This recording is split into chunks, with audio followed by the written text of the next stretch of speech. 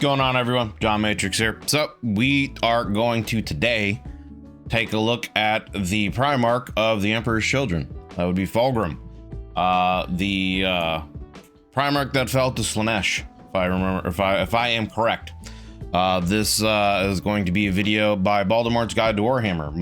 One of my YouTube members requested that I do this video as opposed to doing one the Hammer Kings version. So we're going to take a look at this one here today.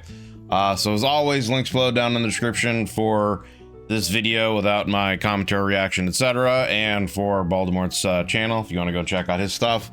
Give him a like, give him a sub, all that kind of stuff. Makes a lot of great Warhammer 40k content. And if you would do me a favor and hit the join button down below and take a look at the YouTube member benefits. Hard to say, English, you know.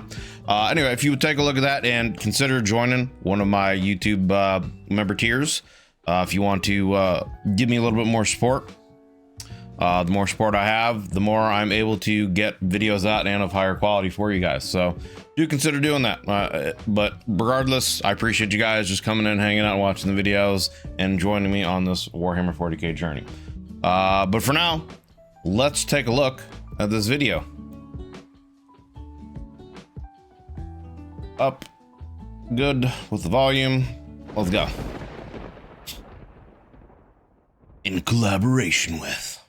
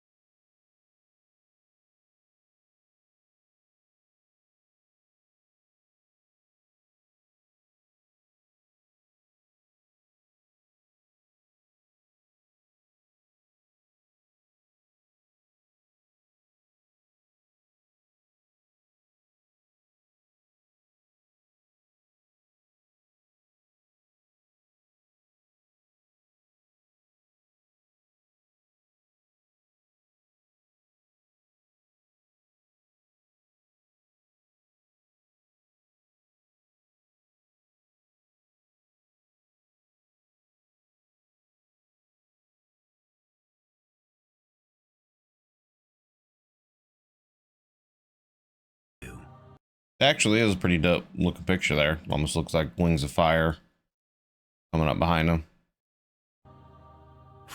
I wonder, I forget what his name is in Warhammer Fantasy, but there is one of the generals in the Total War game for the Chaos side is a character that's similar to Fulgrim. He's very much kind of like a,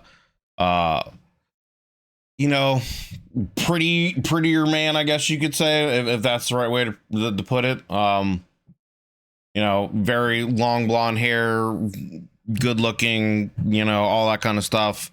Strives towards perfection, I think. I forget what his name is, but I wonder if one character is based off the other. You know what I mean? Because there are a lot of stuff that overlaps between Fantasy and 40k. The Chaos Gods are all the same. The factions for the Chaos God and all that kind of stuff are the same. It's just Fantasy versions versus 40k versions. Wouldn't it be crazy though if in the Fantasy universe all of a sudden, you know, Chaos Space Marines started pouring out, you know, against the Empire? You know, that would be interesting. That'd be an interesting little crossover.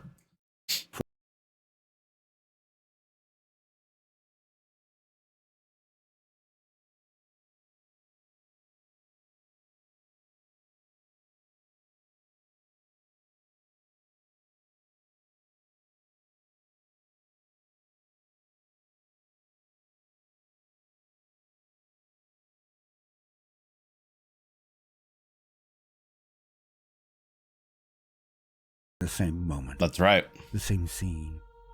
One after the other. Upon the fields of the Urgal Depression, upon the site of the legendary Drop Site Massacre, Istvan 5. And I shall show to you the man few see, the being few understand. For today, we shall discuss. Is man fighting with a lug wrench, dude? I mean, that's a big ass wrench, but like, I don't know. I mean, I guess if you're proficient with wrench, go for it, bro. I mean, I guess, you know, you're a Primarch. I ain't gonna tell you what to fight with, but like, whatever. The being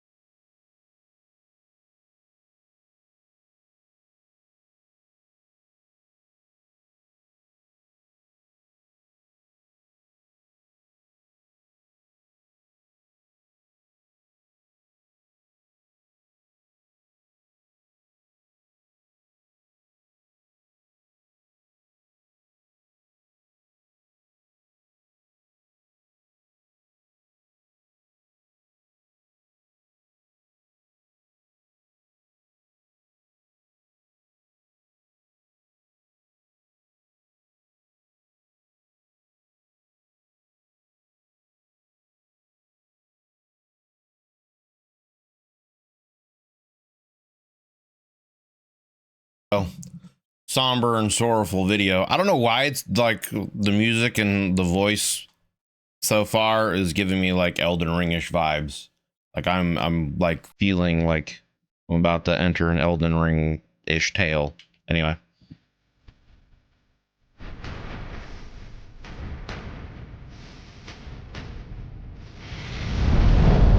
I like the intro.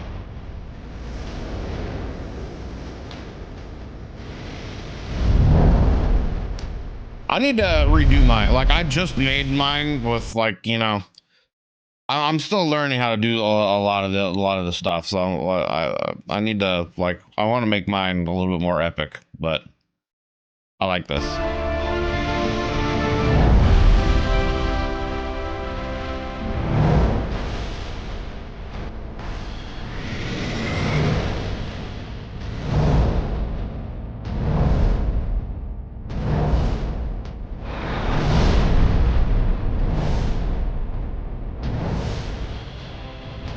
Grim darkness of the far future.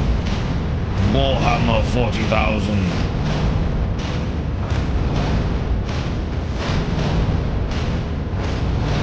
The Age of Sigma. Oh, and he does Middle Earth shit too. Might have to check out some of this Middle Earth stuff, but I've said this a lot of times. I just love like good stories and good lore rich stuff, and you know, Warcraft, for example. I'm not a fan of World of Warcraft as a game. I grew up playing the real-time strategy games, Warcraft 2, you know, Tides of Darkness, and then Warcraft 3, etc., etc. So when it went to an MMO, I was not very honestly happy. I would much prefer to have kept going with the RTS. That being said, I still enjoy the lore and the story of it. You know what I mean? So like anything like that, you know, getting into Lord of the Rings and Silmarillion, Elden Ring and Dark Souls stuff, like I just love diving into like stories and stuff like that. So might have to check out some of his Lord of the Rings content on his channel from this video. I didn't know he did Lord of the Rings stuff, so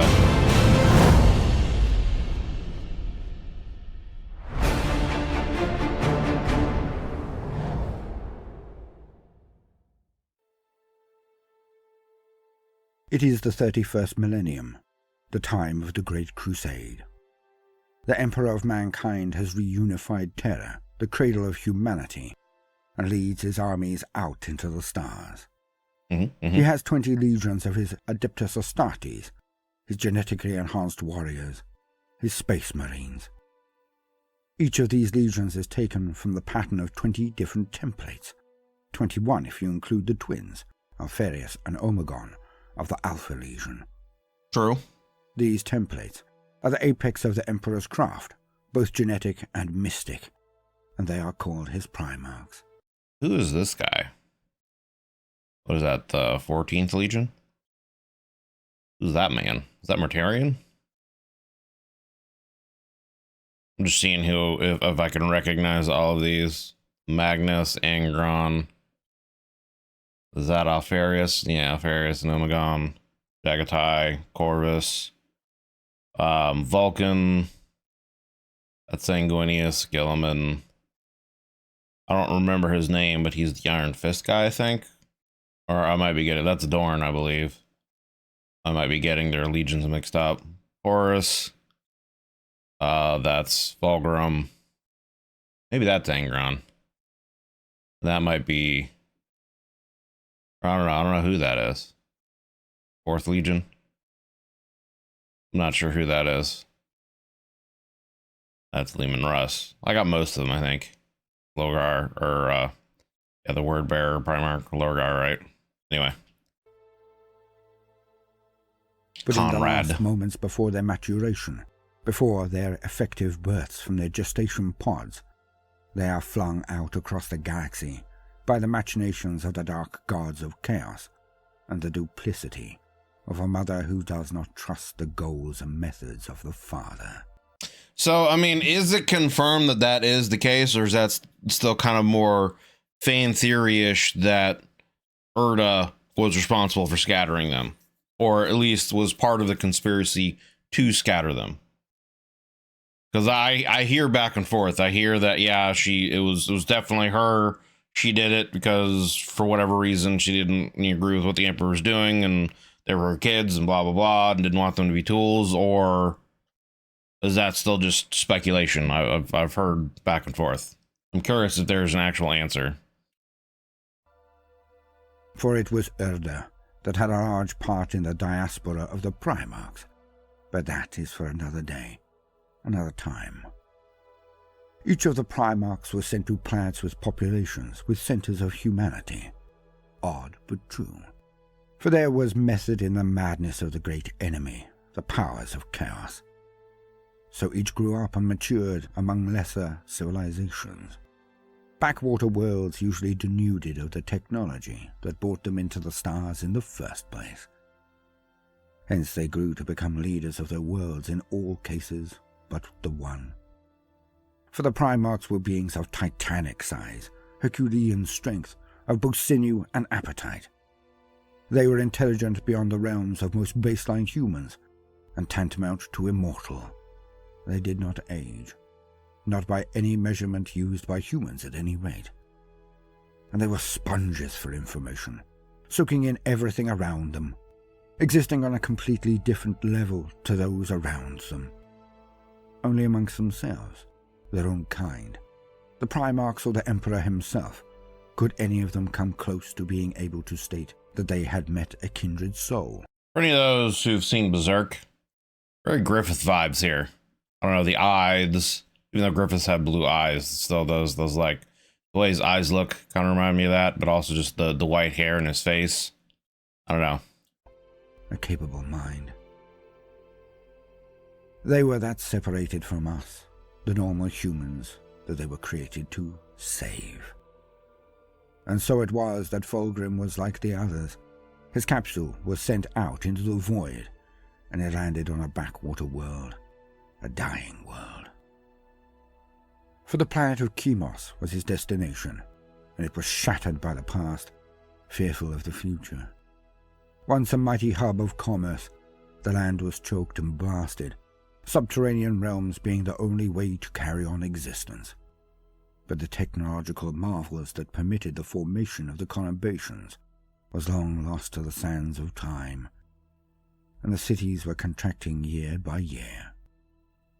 For it was an industrial world once a long time ago, each of its mining facilities producing enough excess to be sold for the things they could not produce themselves.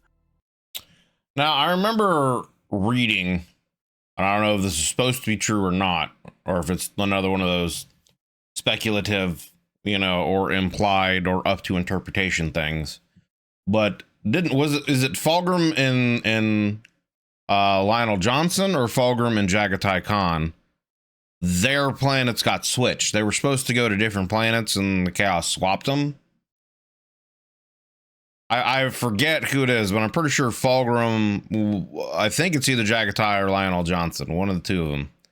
They were supposed to end up on different planets, and they got switched somehow.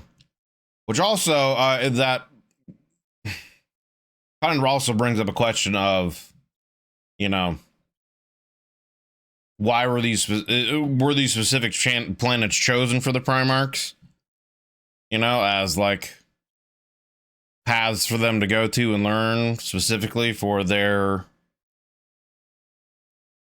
like to give them a proper upbringing, I guess, for their genetic traits, you know, because it's like if they were meant to go to specific planets, but then a couple of them are swapped, like why would that matter?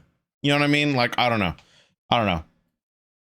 It just is kind of an interesting question. Like it brings up a whole series of other questions. Like, okay, so if they weren't supposed to be scattered to begin with, then what would it matter what planets they had gone to if any of them had been switched? You know what I mean?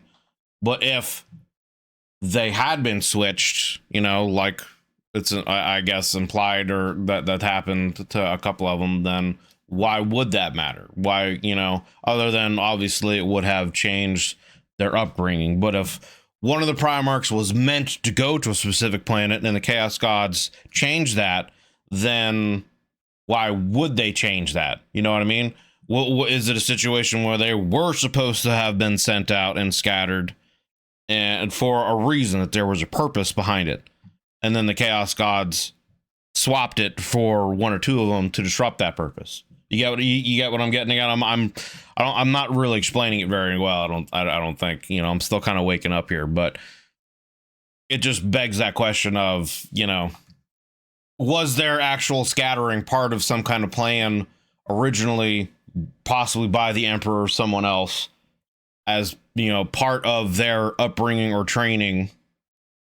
And, you know, maybe the Emperor, you know, wanted to get to them sooner. I don't know. There's just a lot of questions with that, and there's a lot of tangents I can go down.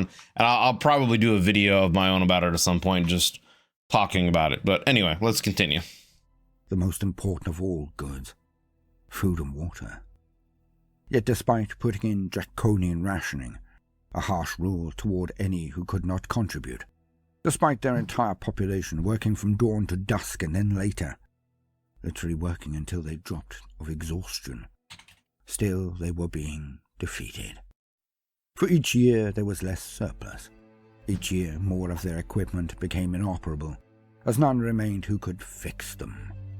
Each year less they could trade. Thus each year their economy contracted and shrank. Entire subsectors had been closed one after another, as the people to maintain them were gone, starved. They had become uneconomical to maintain, and each year the creeping stagnation took its toll. Or it did. Until the coming of Fulgrim. His pod had smashed through the atmosphere and come down near one of the main facilities. A scouting party found it and him, a large and perfect child with magical eyes that saw into the soul of all who met them, a shock of silver hair over an angelic face. Yet then it was the custom, the ration system, which meant that he should be put down immediately. All orphans were terminated on Chemos, without any way to contribute immediately. Interesting. The community could not support them. So they were exposed, or simply done away with then and there. But for some reason, the leader of this band, he took pity on the young Primarch. Or perhaps he was affected by the perfect child somehow, which I find more likely. But whatever the reason that tugged on the heartstrings of this man, he took the Primarch into his home, fed him, clothed him, taught him all that he knew. And Fulgrim matured at a preternatural rate, as did all of his kind. Within scant years, he was able to take up duties in the mines and factories that were done by people twice or thrice his age. Right. And as he matured further, he could work for days on end, shifting and moving many times that of any other. he was a legend even in his youth. But more than this, the feats of strength and endurance were as nothing to the works of his mind. Self-taught through observation alone, Fulgrim learned the mechanisms of the mines, the factories. He then understood them, and he went on to not only fix those that had broken down, but to increase the efficiency of those in operation. And in a few scant decades, Fulgrim had utterly dominated the entire planet, for he had risen again and again, his skills and abilities outshining any on the planet by factors. He metamorphosized the planet in this time, for he created such efficiency, such productivity, that trade bloomed again. And with his power, he then opened up one mine and facility after another. One person now able to perform the tasks of many, due to his innovations and repairs. But this was still not all. Still not the totality of his vision, his breadth of perspective. As the planet increased in productivity, Fulgrim then passed off some of those who would normally have worked, those whose skills were far better deployed elsewhere. For Fulgrim pulled the entire culture up. He endorsed and patronized not only scientists, explorers, and entrepreneurs, but also musicians, artists, writers, and sculptors. He wished to return Chemos not only to sustainability, but to exalt the human soul. I don't know why, but this reminds me of like the opening scene in BioShock where you see Rapture for the first time. I don't know why. Just the tint of it or whatever, and some of the buildings. It just kind of feels like it has an underwater Rapture vibe. Oh, to bring back those things which truly made us great. The arts. Yet as this forward march to a utopia was on track, it was then that the seclusion of Chemos was brought to an end. For it was then that the crusade reached Chemos. It was then that the Emperor himself arrived to claim his errant son. And Fulgrim was the fifth found of them all, one of their first. And thus, when all others were subsequently discovered, it was Fulgrim that was one of their seniors. Or he would have been. The world of Chemos had no formal military, just peacekeepers who worked for the establishment. So Fulgrim sent them to meet the beings who came from the skies in ships clearly made for war, for intimidation. Yet, when they were led into the presence of the Lord of Chemos, Fulgrim saw the Emperor in the entourage, detected him. And he climbed from his throne and walked to the Emperor, and without quibble or quandary, without hesitation, he simply knelt and offered his sword to the master of mankind. Fulgrim and... I mean, I guess really what would you do in that situation? You're on a planet full of workers and miners, essentially. You know what I mean? Like, you're a mining colony planet, essentially. That's all they do. Like, they're just about automation. They have no military, like you said. So even if you wanted to fight back, what are you going to do? Chemos had been returned to the Imperium, and he would lead his own army, his own legion of space marines. But there was an issue. Fulgrim had been cheated by fate, his grand destiny snatched away from him. For his legion did not exist. Not really. He was a lord without vassals, a general without an army. And this, I believe, is what cracked his heart. A small slither that was all that evil needed to seep in. So they didn't already have a legion ready for him when he was found? That's interesting if that's the case.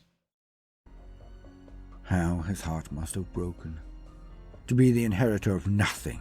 Right. But a name and a potential. I mean, I could see definitely there being a point of envy and jealousy. Because, I mean, like, you think about it from his perspective, he's the fifth of the Primarchs found. The other Primarchs that have been found already have legions, and then potentially other Primarchs that have yet to be found, they have legions in waiting, but he doesn't have any yet. That's strange. While others inherited vast arrays of men with accolades and accomplishments already heaving from their banners. Fulgrim was thwarted by fate, utterly. I could see him having almost kind of like an inferiority complex built off of that, just because, yeah, everyone else has their legion in their army, but I don't. So why is that? You know, am I not worthy? Am I not good enough in the Emperor's eyes? Interesting.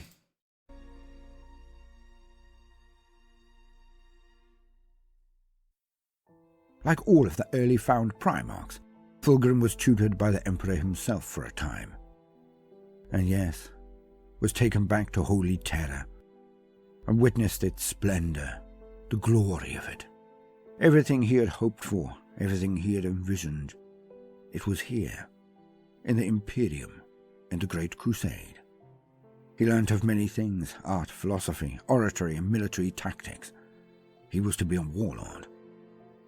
But after witnessing the armies of his brothers, after his eyes had drunk in the vast splendor of a reunified Terror, his expectations raised to the high heavens. It was then that his dream was dashed, for he met his legion. Okay. I did have one. The Emperor took him. They stood before great doors, the son prepared to meet the army his father bequeathed him, and the doors opened, slowly, loudly. And Fulgrim must have been so expectant, his heart's in his throat. He walked forward, seeing the front ranks of his marines, his very own Astartes, his genetic sons. But then, as he ascended the podium, walked forward, and his eyes became accustomed to the light, the reflections from their polished and buffed parade best shining armor, he looked out, not believing what he saw. His eyes widened, then closed slowly in understanding. For he saw hundreds of men, lined and columned. But that was it. He looked past them to empty spaces, echoing chambers where they should have stood, as far as even his enhanced eyes could see. His legion did not exist. Imagine the pain, the desolation Fulgrim must have felt. His brothers had armies, fleets, tens of thousands under their control. Yeah, that's weird. All ready to be shaped, honed by their returned father into the ultimate expression of their purpose. Yet here was he and his legion. They did not exist. But people see this as a selfish thing. I wonder why that pride is. Was bruised. I think it is not that simple. Not nearly that simple. Or selfish. Fulgrim took on this weight immediately. But he did not mourn the ability to compete. Not entirely. Not then. It was the lack of a way to contribute to the best of his abilities. His impact, the good he could do, would always be diminished. His light always slightly obscured, dimmed. The Fulgrim I believed him to be, he would have wept for his inability to fulfill his potential. The others, his brothers, would have to fight harder because he could not take his place in the line. Their sons would die more because he could not be there to help them. The salvation of humanity itself was delayed. Yeah, it's weird. For he could not show the others how it could be done better. I wonder, like, again, I wonder why that is. Why is it just a simple situation where they didn't have time to get to his legion yet? You know, or was it a situation where, oh, they didn't have like the proper gene seed, you know, whatever to get his legion going. So it wasn't until he got found that he could start making his own legion, you know, recruiting his own men and setting it up how he wanted. It's interesting. Not without an army of his own.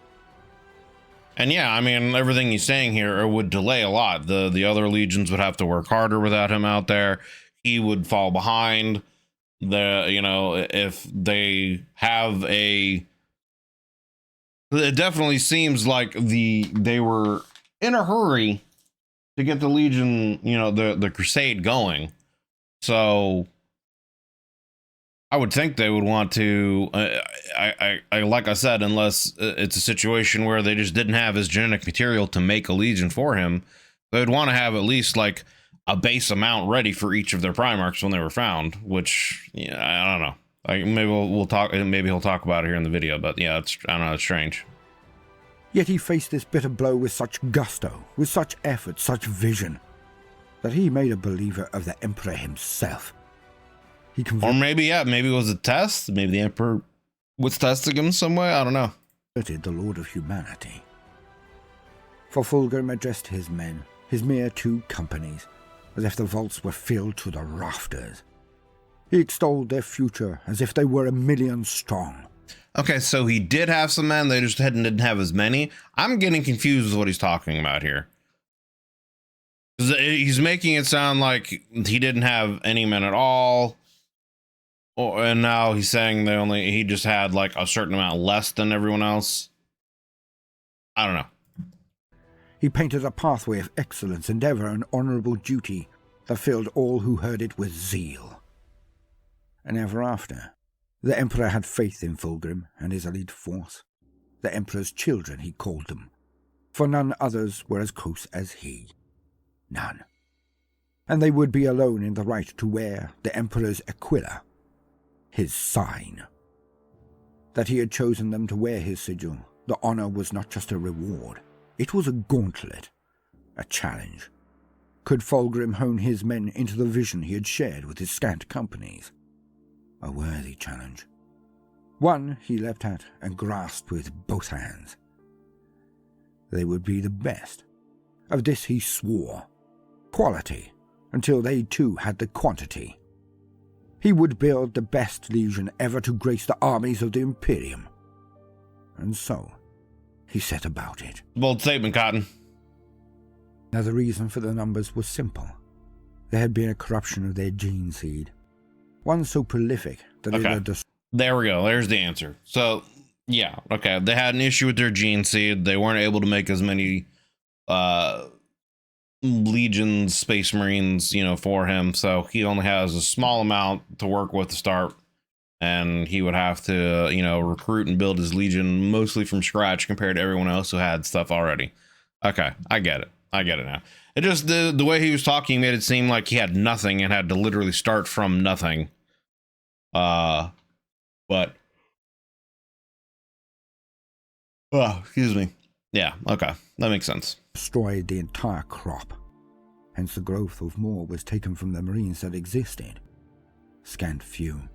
There was little hope for the formation, and they had been relegated to training the solar auxilia before they were sent across the stars. This changed when their template returned. Fulgrim literally saved his legion, as did Magnus later. From him, they took the samples that would permit the resurrection, phoenix-like, from the ashes. The gene techs went to work, and very soon new recruits were being formed and sent to him from both Terra and his home world of Chemos. Yet the cultural difference between the 2 recruitment zones could not be more different. I would bet. The Emperor's Children was an apt name for multiple reasons, you see. Not just because of what Fulgrim had done and said. The few remaining Terrans of the Legion had been taken from the offspring of defeated warlords and their barons. They were as much hostages as anything to those outside of the Legion. But there is no man so fanatical, so loyal, as he who was once an enemy, but has now seen the light. A convert. Thus they were seen as one of the most fanatically loyal and aggressive about this. Only the word-bearers would outshine them in this regard. But because of their loyalty, their odd pedigree, they were also seen as the best ambassadors of the Emperor. They were to be the epitome of the Marine. Ardent, loyal, disciplined. The word of the Emperor. Lessons, living lights. Not only in the might of his arms to have defeated their parents, but also might of method and reason, of cause. For the sons of the Emperor's enemies now knelt in his presence, followed in his grand crusade. They were trained and deployed as such early on, but as their lack of replenishment took hold, after the destruction of their gene seed, they just faded down to the scant few hundred that now were a dying breed, only used as a shining example to the solar auxilia. The recruits from Chemos were awed by the Primarch far more than his Terran sons. They had served with the Emperor, lived on Terra. Their loyalty would always be to the master of mankind first and foremost. The sons of Chemos were loyal to the godlike man who had changed their world, Right. had been raised amongst them, understood them. Yeah, that would kind of be the, I mean, so you've got people from Chemos that are just essentially workers, right? So they already have a different disposition compared to what he's saying are leftover extremists that have been, been converted to, believe in the Emperor, but they were, at least soldiers already, they were already warriors. So you have them who are already loyal mostly to the Emperor, but then you've got groups of people from his quote unquote home planet that are specifically loyal to him, but they're not necessarily warriors. So there would be a definite kind of like bridging of cultures and ideals there. Had saved their entire world from a slow death. He was like a god to them. For, as he was meant to do, ever did Fulgrim raise all around him up. But as the main recruiting word of the Emperor's children, soon the Marines coming from Chemos outnumbered those coming from Terra. Also, an important point as we progress. Even though this explosion in numbers was fast, it was not enough to make him an army overnight. So the Emperor's children were seconded to the expedition fleets of the first found and most beloved Primarch, Horus Lupercal. And Fulgrim and he formed a fast friendship, for they had the same dream. Perhaps different ways of achieving it, different perspectives on how it should be executed, but they were unified in this vision. Horus was known to state as his guiding light, we, the Imperium, should always leave a place better than we have found it. Mm-hmm. Yet I think Fulgrim was made of even better stuff. His was a goal that outshone this guiding light. For this is how he put his goal, his credo. I came from nothing, he said, fixing his sons with a steady gaze. I scrabbled in the quarry pit and down at the deepest mines, carrying buckets on my shoulders because the ascender blew a gasket, he said. I broke my fingernails on raw ore and grew blisters from heat and labor. You look down on them, blind to the beauty of their struggle, blind to what they might become, if only someone would scrape the filth from their faces. He reached down and lifted a child onto his shoulders. The girl laughed and clapped, unafraid of the giant, even as her mother wept. Fulgrim indicated the crowd. His voice had driven many of them to their knees. Look at them, my sons. You are the highest, and they the lowest. It is your duty to raise them up, as high as they will go. Anything less is not worthy of you. End quote. End quote. End quote. And so, Fulgrim served with Horus and his lunar wolves, and Horus was always lavish in his praise of Fulgrim and his legion. They were small, but they were elite. He even went so far as to confirm that he thought them the best he had ever served with. High praise from the War Master. Horus buttering up Fulgrim, trying to get his hooks into him early. Yet this, I think, is another case of seeing things forward, projecting that which we know of the future onto the past. Right. For Horus did not get his hooks into anyone. He did not need to then. I mean, Horus was Laurel up until Erebus, and that whole thing where he... I've heard the story, but the specifics are still a little... I just don't remember the specifics, really. I just know Horus was on some kind of planet. I think he got hit by some kind of cursed blade or something like that. He was like severely wounded and dying, And Erebus, I believe, took him on some spiritual journey into the warp, and then that showed, and he basically introduced him to the Chaos Gods, and they kind of corrupted him.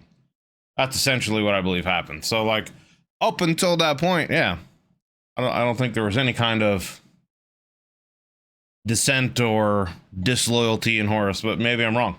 I haven't gone over him yet, so.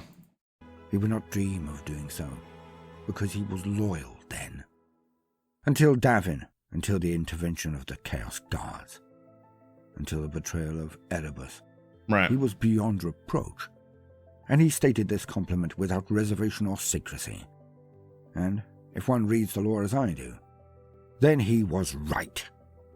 The Emperor's children were the best. There can be no other conclusion. Yet being the best elite force was still no match to the... Is that like a bolter with a melter underbarrel?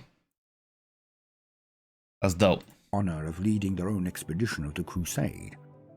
And long was it in the coming. In that time, Fulgrim was as good as his word, as good as his speech that fine day before the Emperor. He built the best legion out there. They were drilled to perfection of fire and formation, deployment and devastation. What is that? He took a personal hand in the design of his mighty flagship, the Gloriana-class battleship, the pride of the Emperor. It was vast, and its halls expansive, not only for training and accommodation, but for display of art and repositories of knowledge, culture, and enlightenment. It was a terror in battle, and a floating palace of the void when in recline.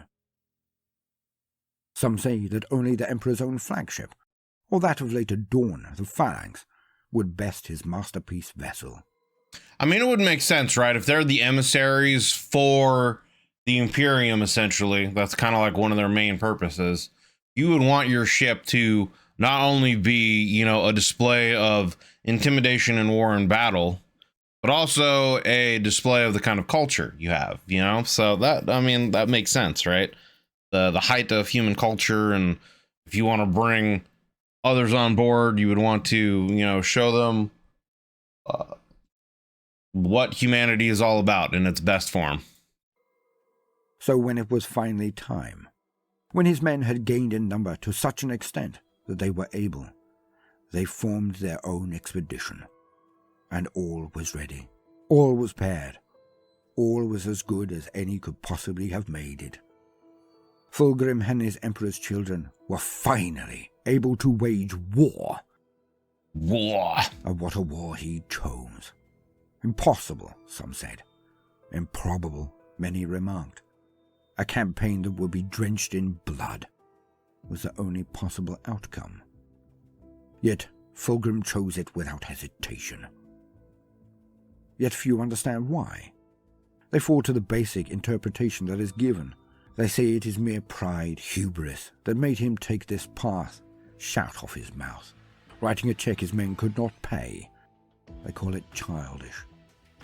But this, I feel, is utterly unfair.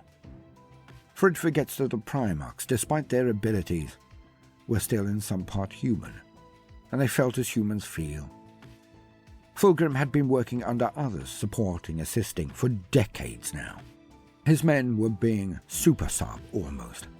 Those who are most welcomed when they support another unit or formation. The popularity of the Emperor's children amongst the legions was well known, but it was also felt by all of the supporting formations. Of all the Primarchs, it was only Reboot who seemed to care more for the attached baseline human soldiers in his fleet. Fulgrim had them trained as well to excellence, was wary of deploying them. For he truly was one of the best Primarchs. He wanted to show his brothers not what he could do. He wanted to show them what they could do to improve. Yeah, that makes sense. You know, I feel like part of what the Emperor wanted to do with the Astartes and the Primarchs was to kind of give humanity a glimpse of something greater that they could aspire to. You know, and obviously that didn't pan out 100%, but you know, it would make sense that you would want to, it would make sense to want to do that. to lead by example and to show, you know, humanity what they could be, and not only to expect the best from these Stardies, but also to expect the best from whatever, you know, humans you have under your command that are soldiers or otherwise as well. I had another point that I was going to bring up, but my brain is Swiss cheese at the moment, so we'll just continue and maybe it'll come back to me. He wanted to be an example. Right. I'm sure of this. And that is exactly what he was made to do. That's kind of what I was going to say, was like, if you're not fighting for, you know, if you're not going out and having this great crusade and fighting for the betterment of humanity, then what's the point? So wouldn't you want to be that shining example of what humanity could strive for? You know what I mean? So, yeah. Yet still, in Fulgrim I see a Griffith, a Primarch who, as I said, wished to push his own boundaries, but not for ego, because I believe he saw himself not as a star to be followed. No. I think he saw himself as grabbing the very tethers of human culture and gathering them, putting them over his shoulder, and then trudging forward into the deep snow of ignorance and fear. He was a wayman, a pathfinder, and he would drag all of humanity up with him. He rose so he could pull everyone up, every man, woman, and child. In this, perhaps he was the greatest of his father's sons. In this aspect, so much like Sanguinius, so much like his friend Horus, so much as well like the old Gorgon, Ferrus Manus. I believe each Primarch had their uses, their role. Some built, some fought, some led. Some were examples, or so I believe. Where Dawn was to build the Imperium's walls, Perturabo and Gilliman its roads and highways, Horus its armies, and Alpharius its intelligence. Hence I believe that Sanguinius and Fulgrim were cut of the same cloth. I believe they were to be examples. For Fulgrim was the perfect ambassador. Now some say that Lorgar would fill this place. But all of the Primarchs had redundancies, so to put it. And I believe that his own Primarch ability, as some call them, was a charisma almost as palpable as that of Horus or Sanguinius, but of a slightly different order, a different level, one might say, but no less potent. For many deride and underestimate Fulgrim, looking at what he became. I believe he was secretly one of the greatest of them all, and Horus Lupercal, the War Master, and the Council of Terra agree with me. And here, gentle listener, is why. The Leia Campaign. The Great Crusade was not a mindless, structureless attack in all directions. It surged out, indeed, but there were times when it would circumvent a hard target. If this is a Yanti or whatever they're called, snake people? Prevent the expansion. In other words, there were some nuts that they went around and put on a list for the future. The Leia Empire was one such hard point. A realm only a single system in scope, one inhabited planet. Yet it was seen as a huge problem. God damn, you're ugly. Because an exploratory scout fleet had encountered them and been butchered. The entire fleet lost to the last man, and the Leia had lost not one single ship. It was deemed that their technology was such, their forces such, that they would be a major combatant. It was estimated that the extermination of the Leia would require 3 whole legions, millions of auxiliary forces, fleets of ships, and possibly even years to conclude.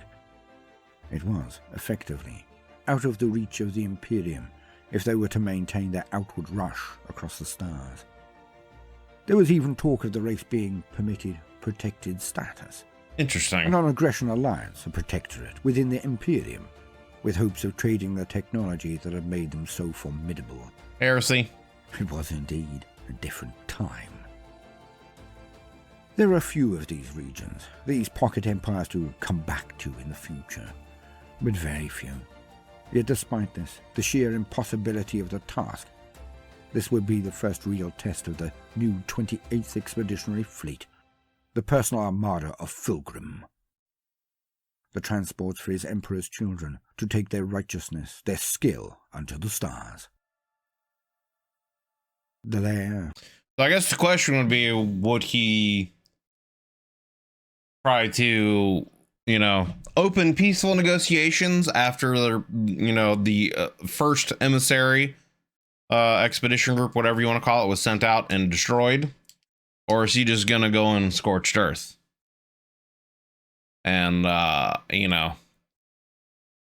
see what happens afterwards, ask questions later kind of situation. I'm curious what his tactic's going to be. Were snake-like people, with 2 pairs of arms at the top of their torso, just below their snake heads.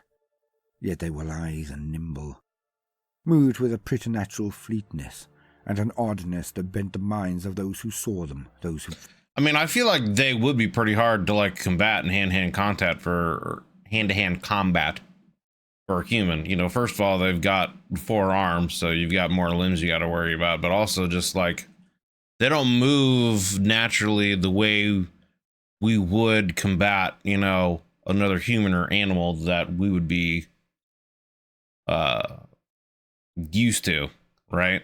With how they would slither around and be lower to the ground. And I don't know, I would think it would be a challenge to combat them in hand-to-hand combat until you got used to how they move and, their tactics, etc.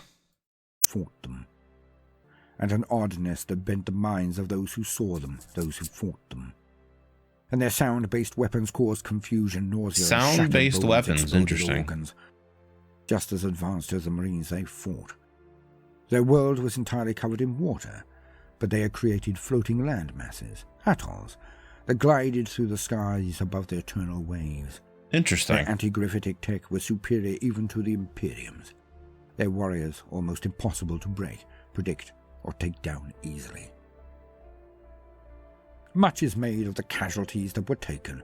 Fulgrim often called a braggart who traded the lives of his men for the petty coin of pride and glory. But I feel again, this is unfair. Perhaps Fulgrim could have moved with more caution, been more careful, spent the lives of his men for greater cost. But it is near impossible to tell. Perhaps Fulgrim knew that the only way to perform this war was to use the tactics of his big brother, Hordas.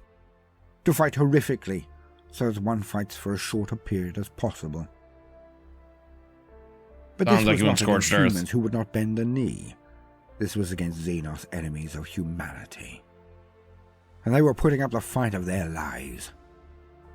Yet despite the casualties being high, very high for some legions, the result was the same.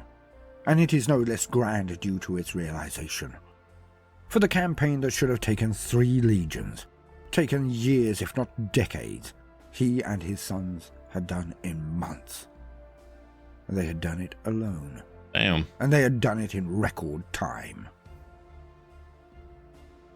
The piffling sneering of others at his casualties utterly ignores this most important of factors. For it is always easy to say, I would do it better here or there. True. It is always easy to go back in hindsight and say, you could do this or that better. I wonder what really he did. Does he just keep throwing numbers at them, and just not let them rest? I'm curious what kind of tactics he would have used to have overcome them. Yet none of the other legions of Primarchs had chosen this task, and I honestly believe there is not one of them that would have done it better. Not one. Alas, it was this first campaign that immediately led to the downfall of the Primarch, and in his fall, he carried all of his sons with him, and the hope of the crusade was diminished, nearly as badly as if it had been the angel who had turned. Surely the pain of losing Horus was worse, but to lose Fulgrim, that too must have elicited its own dagger in the heart of the Emperor. I honestly believe that. The last battle of the campaign was to be its most bloody, but it was to lead to their doom. On the last atoll of the last region, the capital of Leren itself, there the end came. The largest and best defended atoll was assaulted from all sides by the Emperor's children, their Primarch at their front. The lair fought so hard that they near repulsed the Marines, but eventually the suicidal charges and traps began to slow, then to stop. As the company surged towards the central area, they wiped out all in front of them. Yeah, it sounds like he just used numbers. It was just a numbers game for him. He just kept throwing people at him and until their defenses gave out, you know? That's what it sounds like anyway. Well, I mean, bloody but effective. It's the same thing the North did against the South in the Civil War. You know, the South had superior shooters. I don't know if you want to say fighters, but they knew the terrain, and they had, you know, people who'd been hunting all their lives had superior shooters, but the North had numbers. So they just kept throwing numbers at them. It's one of the reasons why it's one of the bloodiest wars in our history. The Primarch at the head of his personal hand-picked elite Phoenix Guard swept forward into the last central amphitheater. At the furthest reaches was a temple. A strange sound, like a horrid twisted music, came from it, the air thick with narcotic smog, pouring from its roof and doors. Oh, shit. Fulgrim and his Marines went inside, So where he goes Goth. and they witnessed an alien ceremony. The huge open hallway was filled with this music to eardrum-piercing volumes, the air so thick with stimulants that they could barely see. The last remaining lair seemed ignorant of the newcomers, writhing on the floors in huge carpets, all insensate with pleasure from their copulation and the narcotics in the air. The Marines went forward. Sounds like they had already been corrupted by Slaanesh. These guys might have already been followers and worshippers of Slaanesh to begin with. Shooting into the masses of the things. They offered no resistance whatsoever, as the Emperor's children walked forward and hacked them to pieces instead. While all of this occurred, Fulgrim looked around. He saw the dizzying murals of colours so bright and intense that it hurt the eyes, the sensibilities. Added to the sounds, the very structure created to resound with them, and amplify them both internally and externally. It was a bacchanal scheme taken to the extremes beyond normal human conception. All of this occurred under the watch of a huge bull-headed yet bipedal statue, and in the center of this writhing congregation of perverts, in the center of the place of debauched worship, suspended on a perfect plinth, was a simple silver sword, but beautiful and elegant in the sweep of its lines. And the Primarch was drawn to it, not knowing of chaos or demons or curses, believing with every fibre of his being in the imperial truth. Fulgrim simply reached out to take the sword, to look at it at first.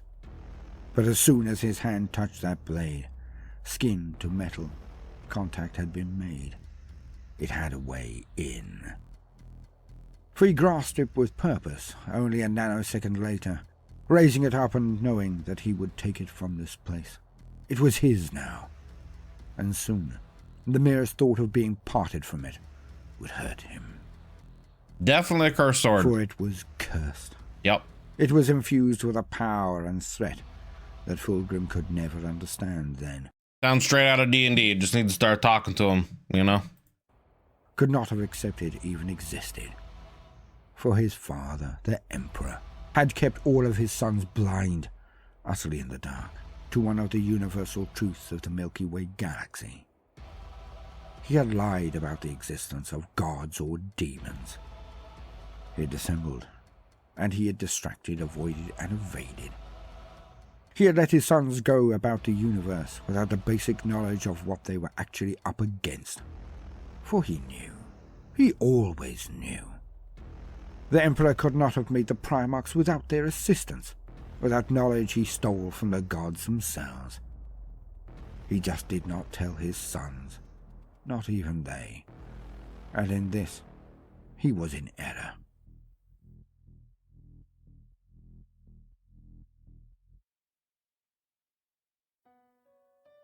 Some say that he has been playing an endless game of four-dimensional chess with each and every one of the gods of chaos. That he is as important a player in the great game as any of the dark. It's true. It could be. I mean, So far in the 40k universe, the Emperor as a being is the only creature that I know of who's been able to, like, I guess, meet, treat with, interact with the Chaos Gods in some way and have not been, like, turned corrupted. I mean, I guess some of the other gods of the Eldar, you know, like Cain and some of them, they haven't been, but, like, I don't know.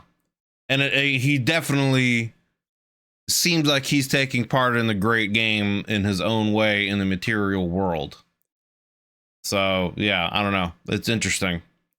I at some point, when I am able to have the time and sit down and do it, I want to do a video kind of going over this topic of, you know, what would have happened? How could things have been different had the Emperor, you know, told the Primarchs about chaos, warned them, prepared them for it to begin with, how things could have been different, you know, etc. So, Dark gods. That he is as important a player in the great game as any of the dark gods. That he knew that some of his sons would turn to chaos. That he depended on it. That it was all part of his plan. Yet still, it was the error that left the gates unguarded. For the Primarchs could not defend against that which they were specifically told was not even there. Yeah, they're not prepared for it. They could not discern the influence of chaos, of demons, of evil, as they were indoctrinated into believing that it could never, ever exist. And it was their father who had told them this. It was the master of mankind who had made them the way they were, trained them in all he deemed they should know, and identifying and protecting them against the corruption of chaos was not something he deemed they should know. An open mind is like a fortress with its gates unbarred and unguarded, as the quote goes in the grim darkness of the far future, and the heresy proves it to be true. For Fulgrim did not know what was happening to him, could not know, and thus the trap of the imperial truth was made manifest, as I said before, for the Emperor was trapped within his own lie. Unless, of course, it was all as he part had of his designed. plan. He and Malkador. But that is for another time entirely. So Fulgrim was in possession of a weapon that contained a demon, and it slowly slunk its tendrils into his mind and soul. But more than this, the entire force that had gone into the temple had come out changed. And worse still, the Primarch permitted the remembrances within his fleet, one of the few to welcome them at all, to go to the surface to view said temple, to witness its music, to hear its song, to view its images, and it tore their minds to pieces. I'll let them be corrupted. Alas, it was not immediate, or perhaps others would have been able to see the change, to somehow staunch the infection. But it was not so. The music of the Lair Temple haunted their ears, even when waking. The vibrant colours unhinged the minds of those more visual in their medium. All attempted to copy the sounds or colours that they had witnessed, yet they could not do so with the tools at their command. The colours were not bright enough, the sounds from standard musical instruments not deep or expansive enough.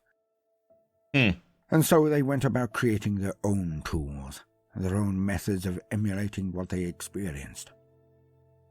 And those who went to the palace, be it mortal remembrances or the Astartes who took the place, or guarded it later, they all descended into hell. For their minds and hearts could not take the sensory stimulation that they had been exposed to, for it was of chaos. All of it was a vast monument to the Prince of Pleasure, to Slanesh, and the lair blade that Fulgrim took was dripping with its influence. The demon contained within, it subtly changed Fulgrim, but it radically altered his legion at a rate he did not notice, due to the influence of the blade. It was all-pervading, and soon, so tragically soon, the Emperor's children descended into madness as well. They had been cursed by Slanesh. It now had them all in its sights. And what a triumph that must have been, to take Fulgrim, Surely only the War Master and the Angel Sanguinius were more sought after by evil. Interesting. But as I said, it was not obvious, and it was not immediate. The rot crept and crept, slowly by slowly, helped along by the warrior lodge that infected the Emperor's children. Yep, the warrior lodges. And Horus. But it was Erebus and the word-bearers secretly behind it all. Fucking Erebus, dude. They who had snuggled it in within the breasts of the lunar wolves before any others. The creep of the rot. Fulgrim had a second chance. He had many. But he took none of them, because he could not see what he and his legion were becoming. The first was perhaps the strangest of meetings in the entire period. Fulgrim was changing. His senses were overactive, his sensibilities even more so. His expedition discovered a region of planets that were beautiful beyond belief. The clean air, the seas of lush green grasses, the trees and natural animal life, so beautiful to him. Untouched, unsullied, perfect. The worlds were perfect. And Fulgrim and those who had been to the temple on Laer would bask in their panoramic vistas, their harmonious balance. One after another should have been catalogued, marked and allotted, the details sent back to the Imperium. They were lush and verdant worlds. Yet Fulgrim and those now closest to him, they wiped the memory banks. They hid the worlds. They hid the worlds because they didn't want their perfection to be spoiled. God, especially for Fulgrim of all Primarchs. But this showed some form of kindred to others who were shadowing his exploration fleet. Sleek ships of ancient design skirted the fleet of the Emperor's children, waiting, watching. The Eldar were watching them? Now, Interesting. Seeing his clemency, his appreciation of the beauty the universe was capable of, the Eldar made contact. They arranged to meet with Fulgrim on a world in his path, another perfect planet. Interesting. I hadn't heard anything about this before. The Eldar and Fulgrim had a meeting after he was corrupted. And they met with him because he didn't do anything to disrupt the natural balance order, whatever, of these planets. He left them alone. Very interesting. I'm curious where this is going to go. Are these Eldar... I wouldn't think they would, because he's being corrupted by Slaanesh, I would think they would detect it pretty quickly and want no part of it. You know what I mean? So I'm interested to see how this interaction is going to play out. A wonder.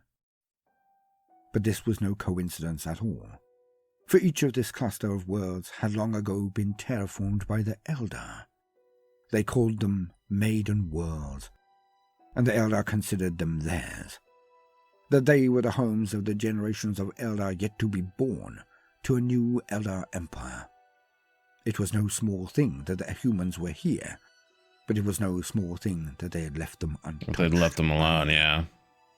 So the arrangement was made, and a small delegation of men went with their Primarch Fulgrim to meet with the Eldar embassage on the maiden world of Tarsus.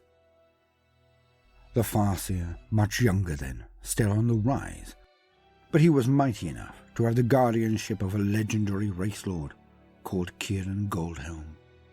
It was Eldred Uthran, and he wished to parley with Fulgrim. This was one of the first non-violent meetings with the Eldar, and with a son of the Emperor no less.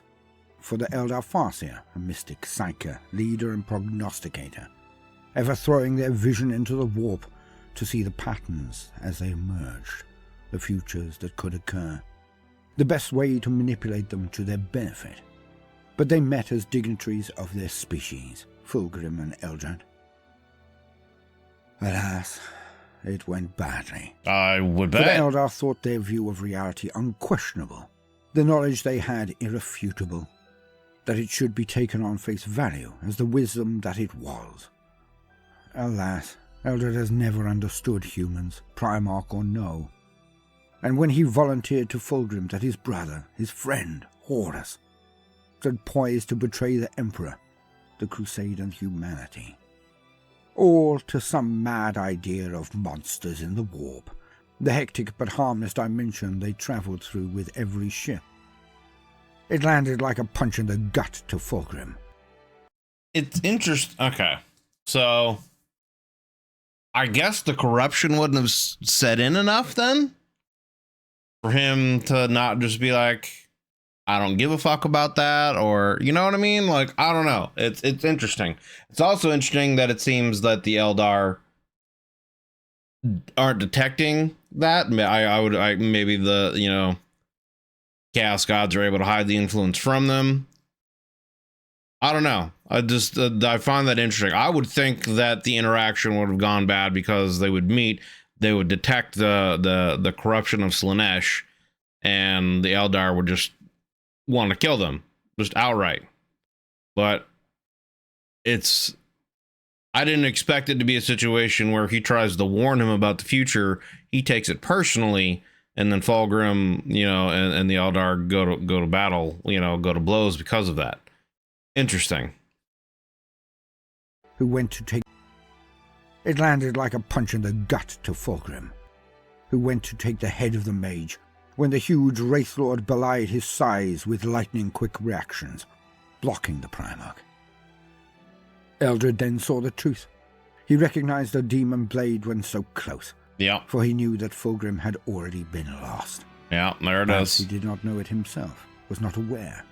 But the dark whispers of the blade had already begun to take hold. And the rage that Fulgrim felt was not just natural, the duty of brother to brother, nor just outrage that the greatest Primarch should be besmirched by a filthy, lying alien, a Xeno. It was also enhanced by the rage of the thing that was inside the layer blade, the thing that made Fulgrim go into a near berserk frenzy as he tore the Wraith Lord to pieces. Yeah, I wonder if you'd be able to, like, cleanse that blade somehow and get the demon presence out of it.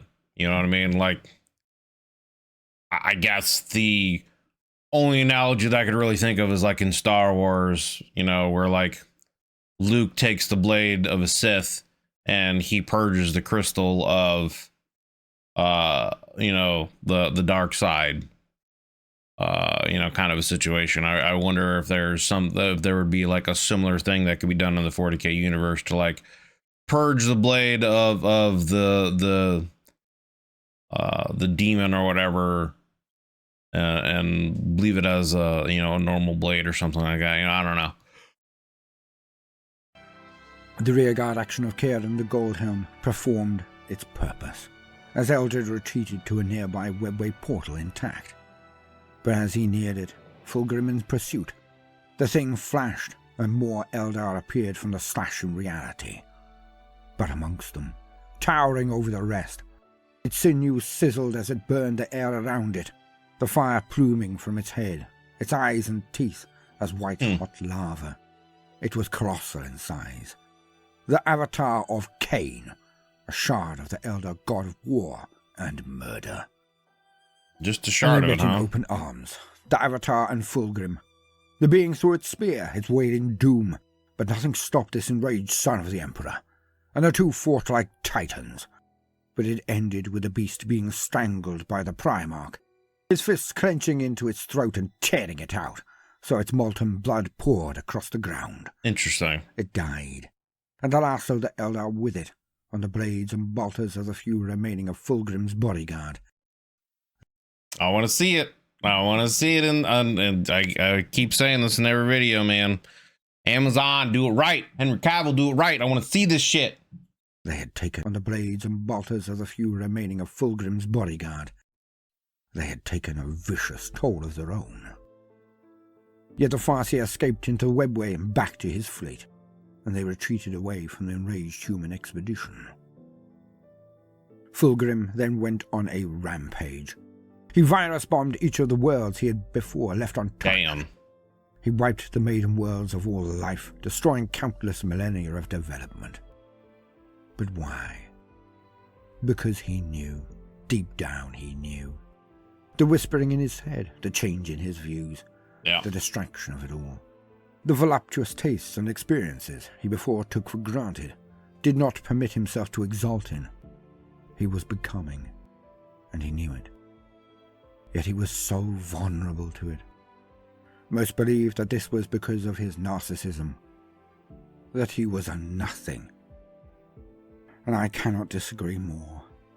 He was a voyager, as I've said. And he wished to test all of the boundaries of human existence now. He had thrown off some limiting thoughts, outdated mores and social conventions. He and the Astartes, even the artists in his expedition, they were not only exploring outer space, but the depths of the human soul, its expression, its inherent drive for perfection. I feel like that's also another reason why Slaanesh would be like the perfect thing for him, was because of that. The whole seeking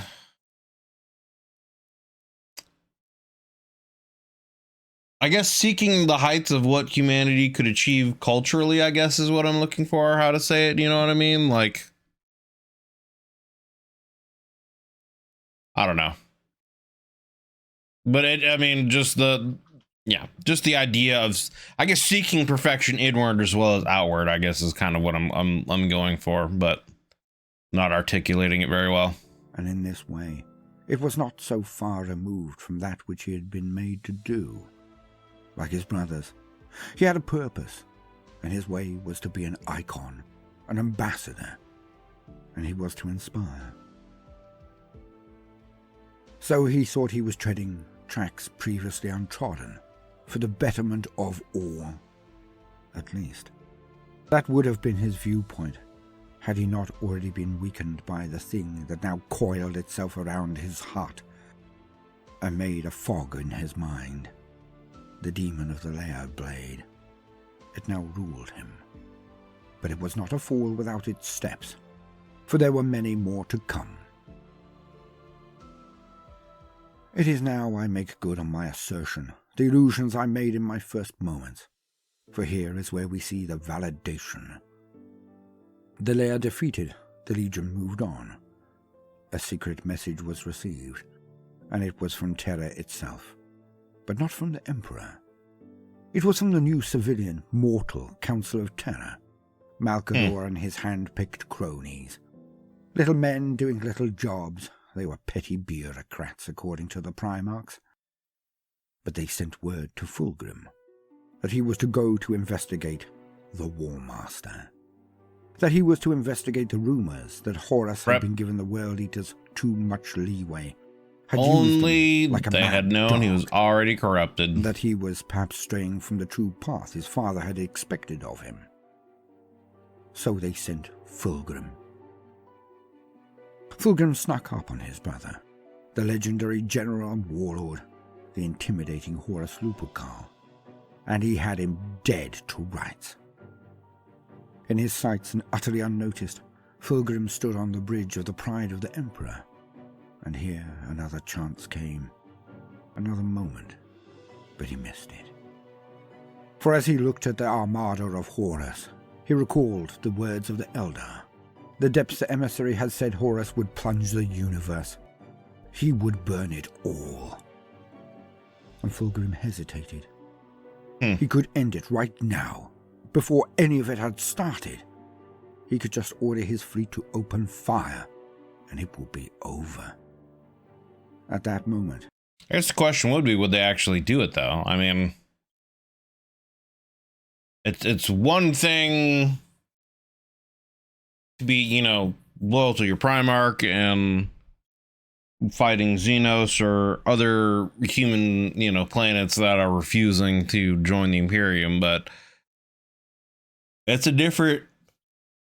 it's a different thing altogether to then attack another Primarch, let alone the War Master, the leader of this, the now leader of the Crusade, so would they have done it? Probably out of loyalty to him, but especially being that they'd started to get corrupted too, so. Open fire, and it will be over. At that moment, he did not have the Lair blade on him. For one reason or another, he had not wielded it or even caressed it, held it or worn it in some days. And his mind, for that fleeting moment, was clearer, and he saw his chance. He could save all of humanity from the worst war imaginable. With but one word, it could be over.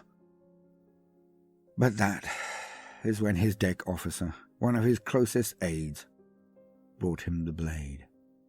Alas, Fulgrim was so ensorcelled by the blade, by the demon within it, that when it was offered, his hand automatically went out to take it. I'm surprised he was separated from it at all. He stated he did not recall asking for it.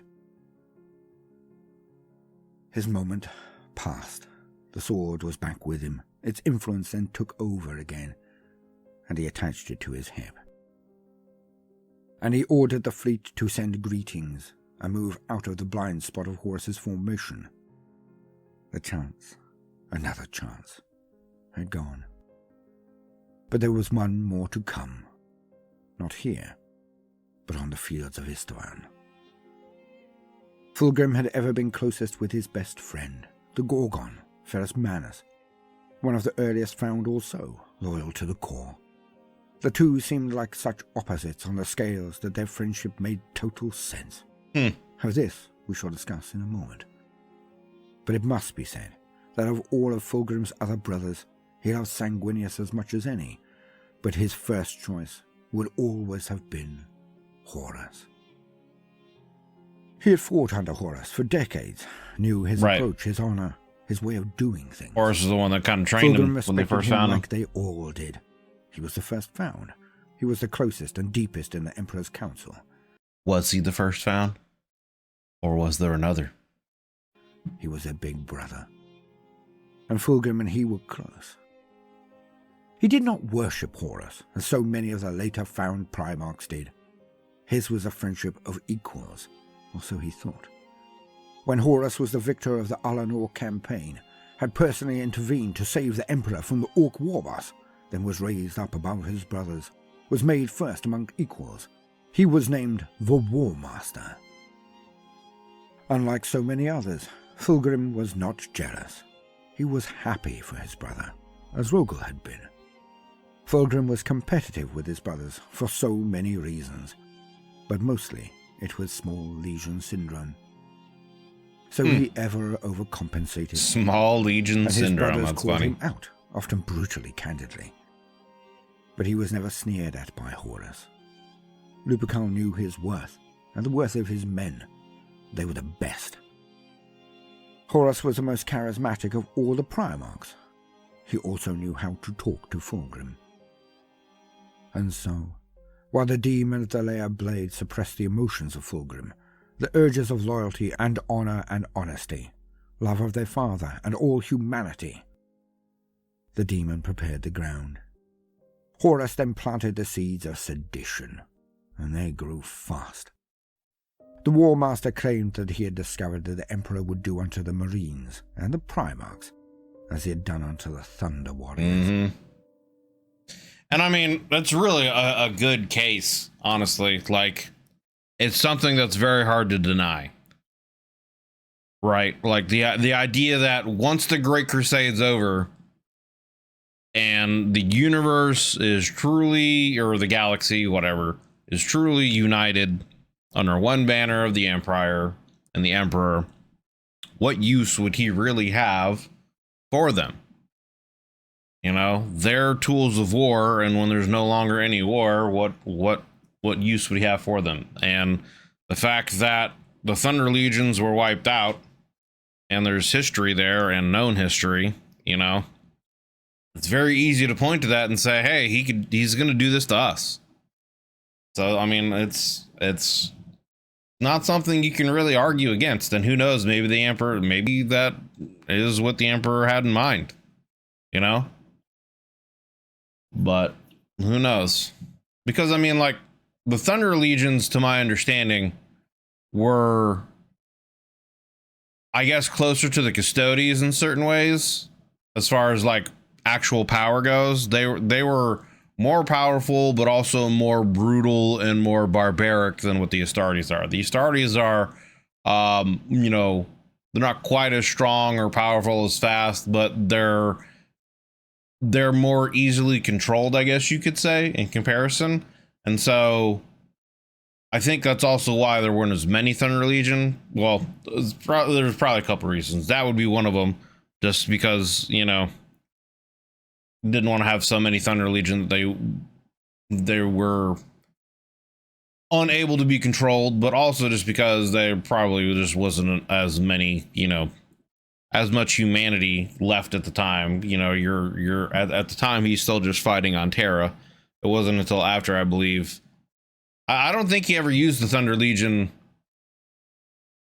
once Terra was unified and they were going out to space, right? I don't think the Thunder Legion was ever part of anything that happened with the negotiations between God damn it. Between the Empire and the Adeptus Mechanicus, you know, when they're on Mars, or well, they weren't the Adeptus Mechanicus then.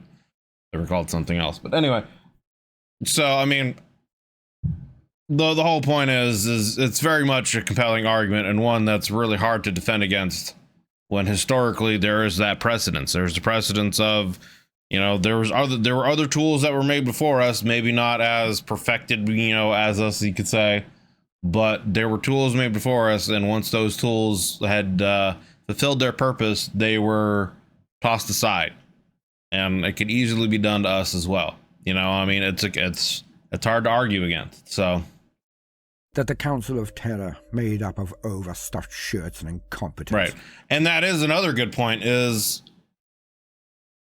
one of the things that I know some of the Primarchs had issue with is that they never really had any kind of, I guess, political say or governance and what really happened in the Imperium. That was all left to the humans, who the Primarchs and even Astartes, most of the Primarchs and Astartes saw as less than. And I mean, technically they really were.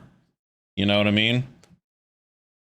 So yeah, it's hard not to see that as he just is using us for tools. We're just tools of war, and once the war is over, they'll have no more use for us. Would rule when they were gone. For the plan was for the Marines to conquer the galaxy, then to be wiped out. Right. Put on a pyre so that the Emperor could ascend to being a god.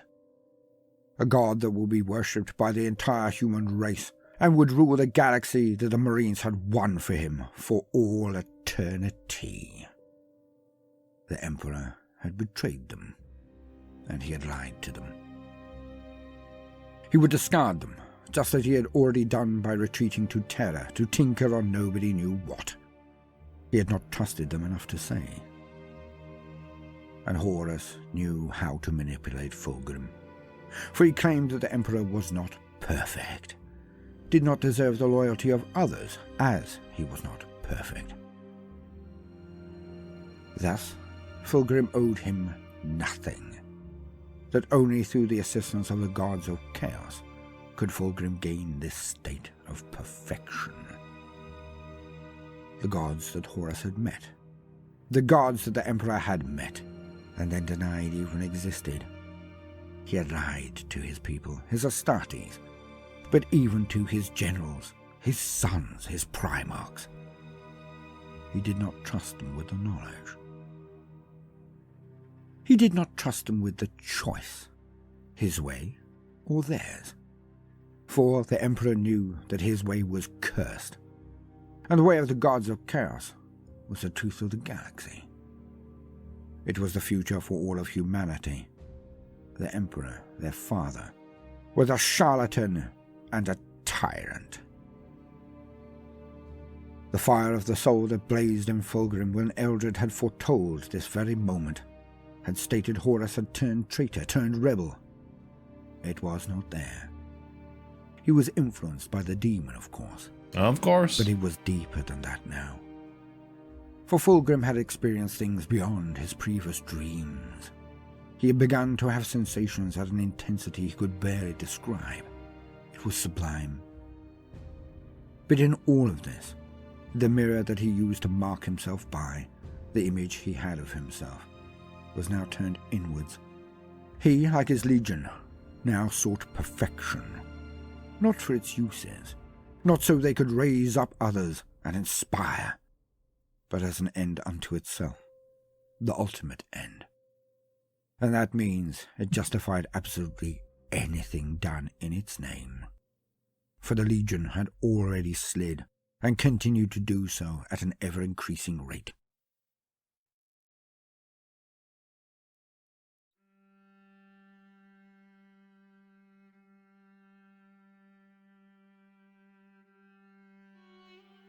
So it was that Fulgrim himself, not just a demonic influence, believed what Horus had to say. He knew that the Emperor had lied about beings, the warp, their boundaries, perhaps the very nature of the Primarchs themselves. So it was all too easy. He went over to Horus in an instant.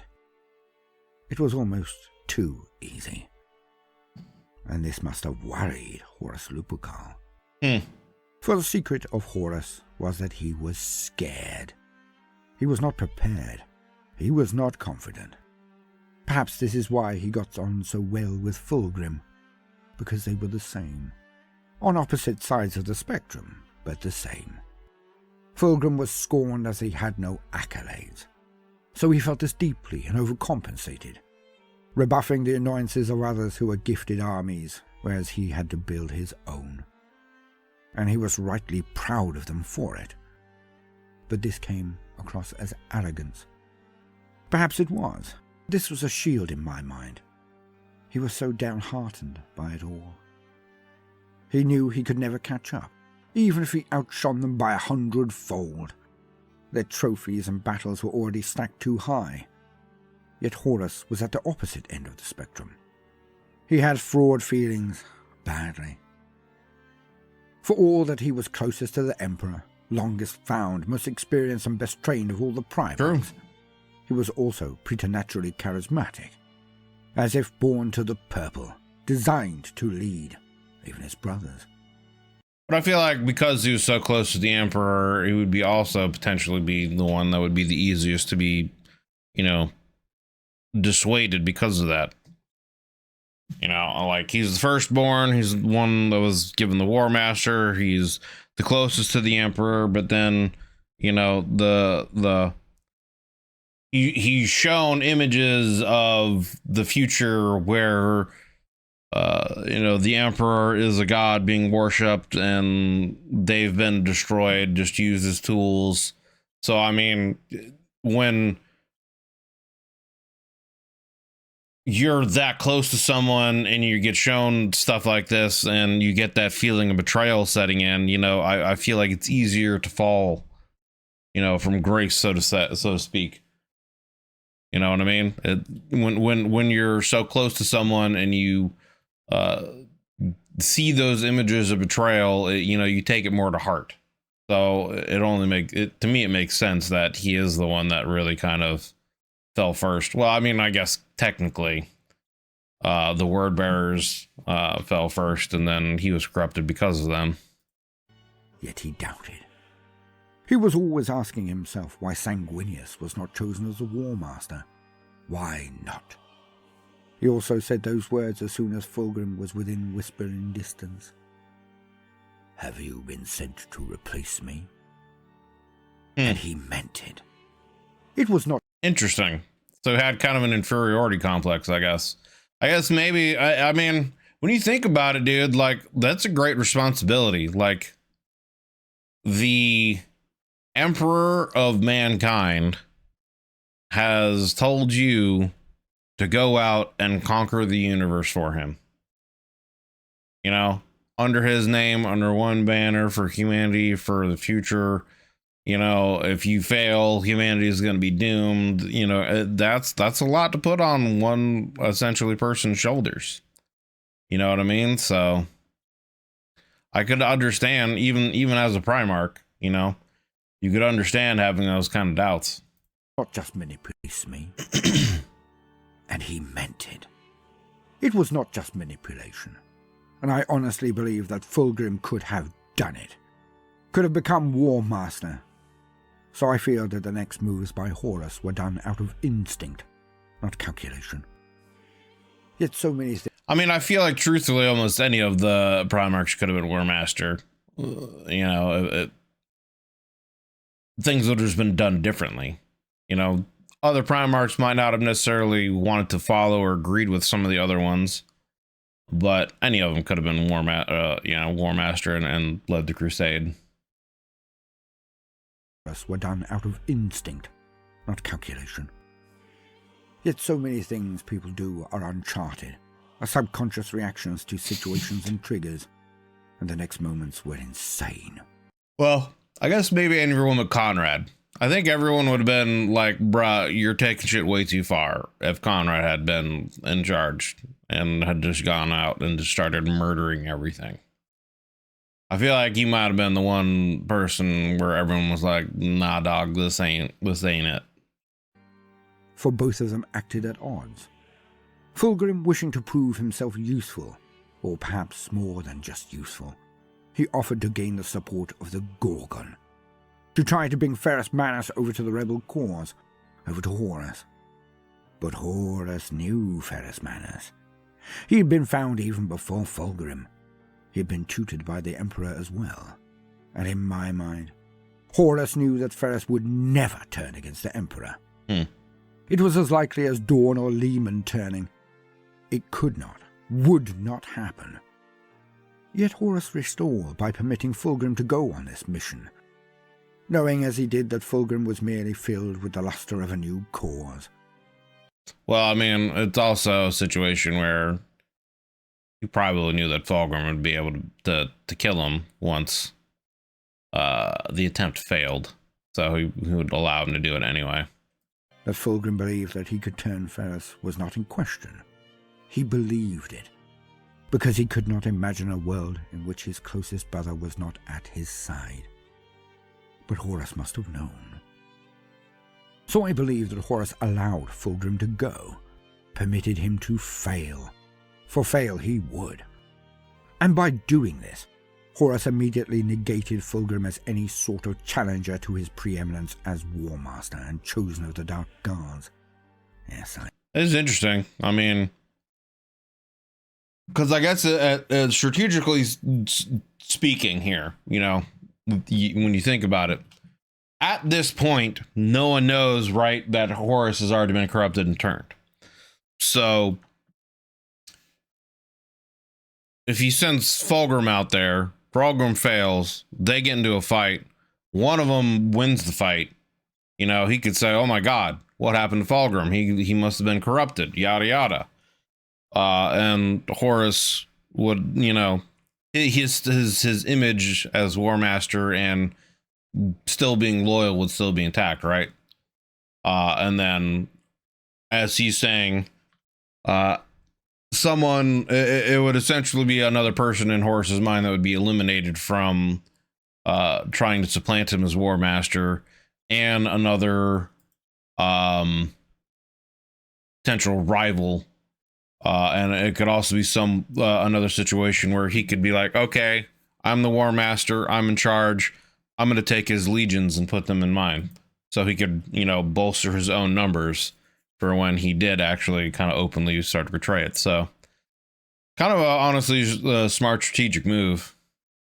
But, and then again, the other way, if Fulgrim wins and kills him, then he also eliminates someone who wouldn't turn against the Emperor.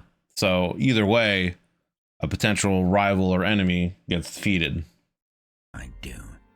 I believe that Horus so feared what Fulgrim could be that he knew he had to clip his wings, had to allow him to fail, so that he could not outshine Horus and be the next new love of the Chaos Guards. He took Fulgrim that seriously. The best of brothers. Now the friendship of these two was legendary. For all of the many webs of friendship, rivalry, or enmity amongst the Primarchs, ever was the bond between Fulgrim and Ferrus Manus the closest, the warmest. They had met while both on Terra, Fulgrim only recently found by the Emperor. The Primarchs had so few equals that to meet one was a thing of wonder, not only to those who witnessed it, but also to the Primarchs themselves. Only they were as swift of mind of perception, a million undertones, meta-messages and subtle tales in every single movement of their face or body, the slightest shift in tone or pitch. They were like geniuses who had to talk to rocks all day, finally meeting another of their kind. But, inevitably, each would make it a test or a sparring match of one form or another. Dope-looking sword. And it was no less an event when Fulgrim met Ferris, for each touted their abilities at the forge. Ferris could create weapons of splendor with his bare hands, it was true, but ever was Fulgrim a Feanorian level of artisan. He was simply the best at everything he put his mind to, and so they went ahead and each created a weapon of surpassing worth, of replete and vibrant power. Ferris Manus created a sword, which he named Firebrand, and Fulgrim forged a hammer, which he called Forgebreaker. And when they were done, each proclaimed the other the master of the art, for they adored the other's skillfully crafted weapon of war. And after much bickering, they called it a draw, and they swapped weapons. And from that time onwards, Ferris Manus would always wield the hammer Forgebreaker, and Fulgrim would always wield the sword Fireblade. This was until he found the Leia blade, which slowly seduced him. The pair was an odd coupling, for Ferris was pragmatic, down-to-earth and functional. He could not see the worth in art, poetry or entertainment, the very things that Fulgrim so adored, so extolled as the apex of human achievement. It was such that at one point in their first meeting, Fulgrim called Ferris a Gorgon, reflecting his bullish and prosaic perspectives on reality. Though most of the Primarchs were prickly and would have shot back at this clear derision, Ferris was not a horror. He could see the twinkle in the eye of his brother. He could tell that the Primarchs alone could understand one another, and that his brother was testing the waters of their fast-developing friendship. And he reciprocated. He did not bluster or take truck with the statement. He laughed. And then he owned it. And henceforth he would be the first to champion its use. Ferris was to be called the Gorgon, and the friendship of the two grew to legendary levels. Of all of the brothers, there were friendships, common cause, Yagatai and Magnus, of course, but none were as genuinely close as Ferris and Fulgrim. Wherever possible, they would be placed in the same arenas, would support each other with real camaraderie. And their legions, so different yet so close. For the Emperor's children had been attached to the Iron Hands when not with Horus himself, due to this friendship. And it was Ferris who seemed to understand the peacock-like Fulgrim when he was at his most petulant. Sometimes Fulgrim could be thus, but only in the presence of those he should have been able to look eye to eye with, his brothers. The small lesion effect meant he was ever and always on the back foot, always taken lightly. So he would make claims that others called wild and derided him for. When he said he could bring a world into compliance on his own, had not all of the Primarchs not done so on the worlds that they had landed on? And he did bring a world into compliance with only a bodyguard of 6 or 7 men. He did it. He broke the unbreakable. He took the snake of the lair and broke them over his knee like a toy. Yes, the casualty reports were hard, but it was done. And it was done in the way of Horus, in the way of the Crusade. It was done fast, so the Legion could recover and move forward. Could bring more worlds into imperial compliance. So the wild claims of rampant egotism are perhaps true, but they should also be tempered with the knowledge of the difficulty of the task, the import of its swift execution. Few remember that. Of course, I am leaving out as much as I am including at this point. The battle against the rogue Xenos-loving Diasporax, for one. But I need to save some details for an entry for this mighty son of the Emperor Ferris Manus, for there is so little writ about him, for reasons we are about to see. And so... Okay, so now he's going to get into Ferris Manus a little bit, and I guess more of their friendship, and then the inevitable downfall of that. Horus agreed for Fulgrim to meet his best brother, his best friend, Ferris. And they did. Fulgrim brought his fleet in and ensconced it within the lines of his brother's ships. There was nothing strange about Fulgrim wishing to see Ferrus, especially as they had parted so swiftly after that battle with the Diasporax, where Ferrus Manus risked his flagship to protect his brother's fire raptor. If anything, Ferrus was anxious to meet again. He probably expected a swift and awkward apology before a good natter. So the smaller Emperor's Children fleet was at point-blank range with the Iron Hand ships, as the fire raptor took Fulgrim to Ferrus. They met, the pomp as large as usual. The Phoenix Guard surrounded Fulgrim, his Terminators pristine as always. They met the Morlock Guard of Ferrus. Both escorted the Primarchs as they walked to Ferrus's private quarters. The two units taking position one after the other in alternating ranks of Morlocks and Phoenix Guard. Alas, Fulgrim was so sure that his brother would see things his way, was so certain that Ferrus loved him more than even his father, the Emperor. But in this, the Layer Blade had dulled the mind of Fulgrim too much. For Ferrus Manus was of Medusa. He had been raised on a planet where honor and loyalty were all. Fulgrim could not have done worse had he attempted to seduce Rogel. He failed miserably. And despite their connection, their friendship, their history, they fought. Ferrus was enraged, as Fulgrim would have been had he not been under the dweemers of the demon, and Ferrus moved to strike Fulgrim down. The two fought, but Fulgrim was the faster, and he struck at Ferrus, who caught Fireblade in his own iron-covered hands. And he looked deep into Fulgrim's eyes as he declared that Fireblade was of his craft, and he knew how to unmake it. And with that, only inches from his own face, Ferrus broke the blade. That's pretty fucking... That's some Giga Chad shit right there, man. You're in the middle of a fight with, you know, your brother who's betraying you and the Emperor and the Empire, and, you know, he's using a sword that you crafted for him, and you catch it and you break it barehanded. But of course, I would assume that means that Fulgrim's gonna bust out the demon blade and kill him with that. I'm assuming that's what's gonna happen here.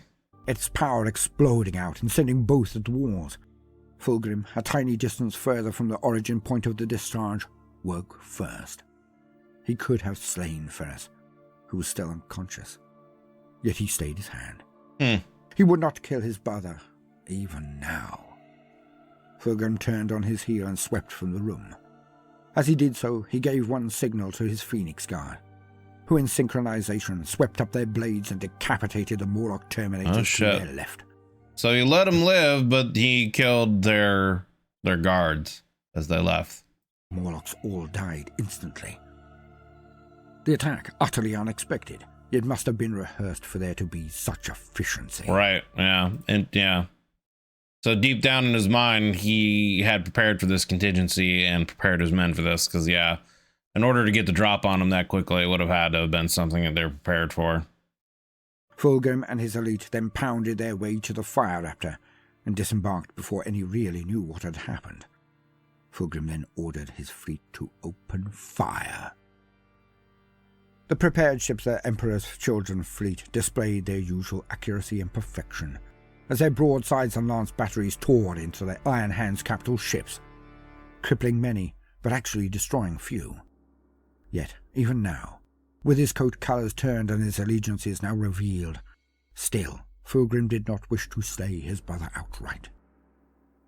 He could have maintained fire and destroyed every ship there.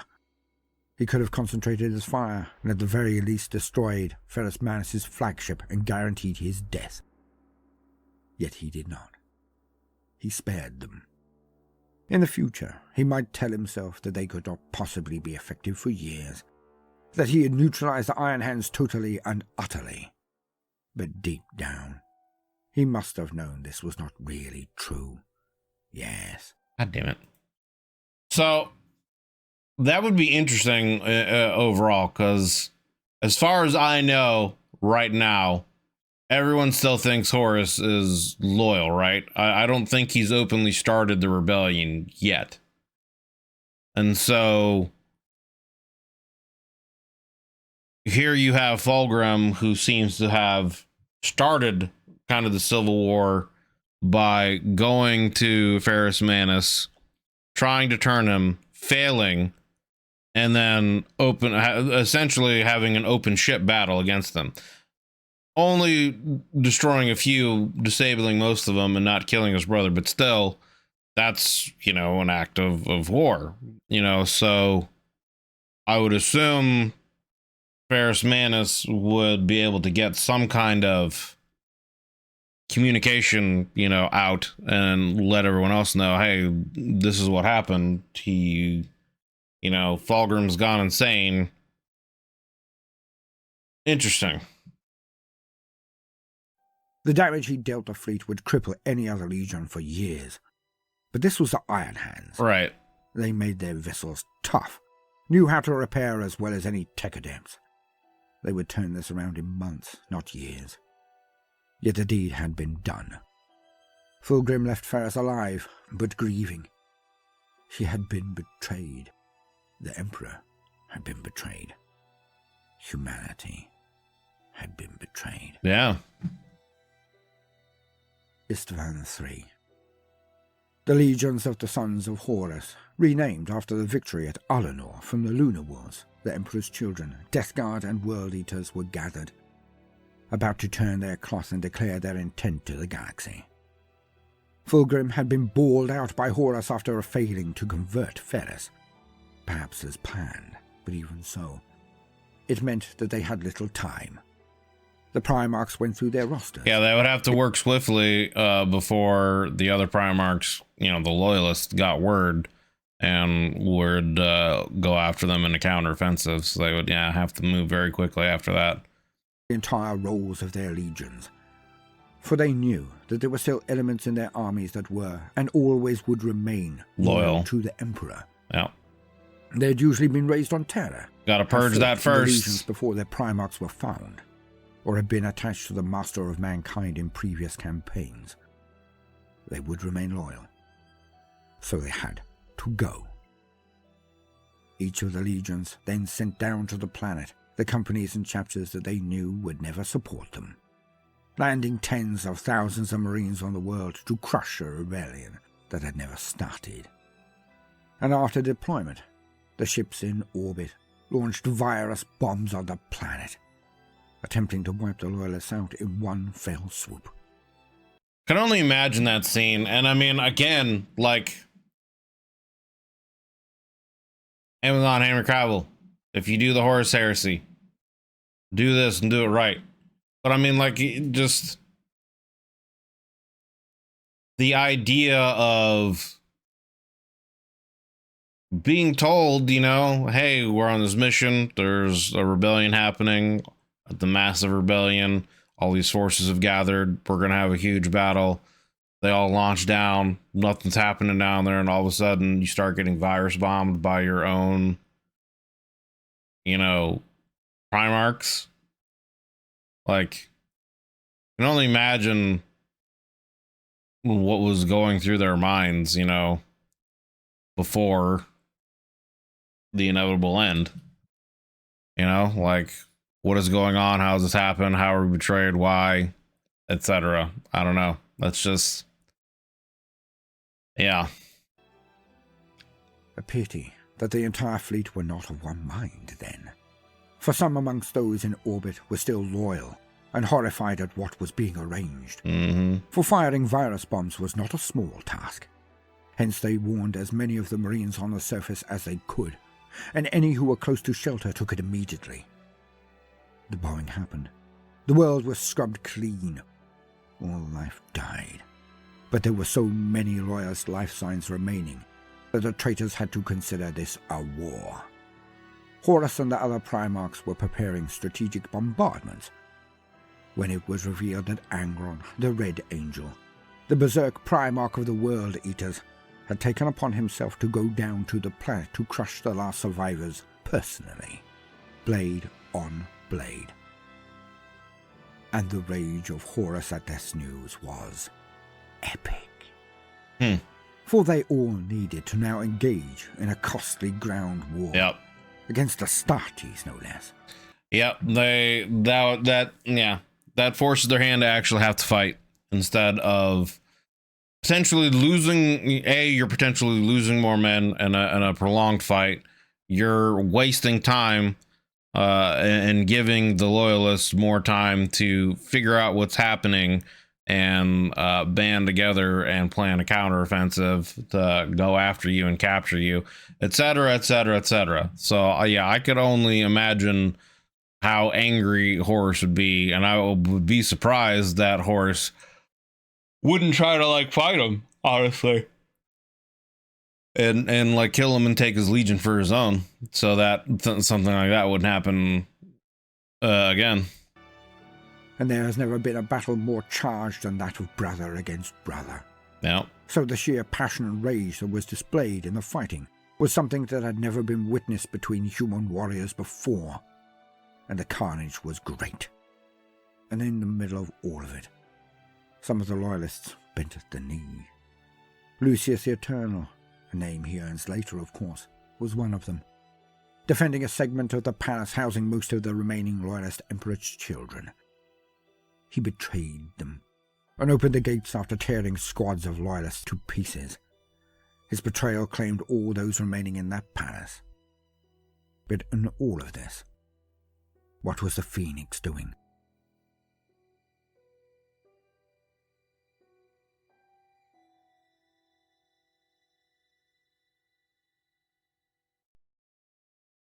Damn.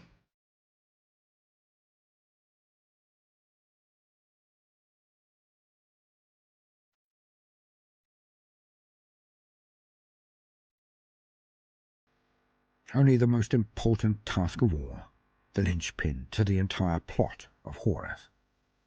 For he knew that Fulgrim would be the best at whatever he was tasked to do. Despite his failure with Ferrus Manus, Fulgrim was still his most able Primarch lieutenant.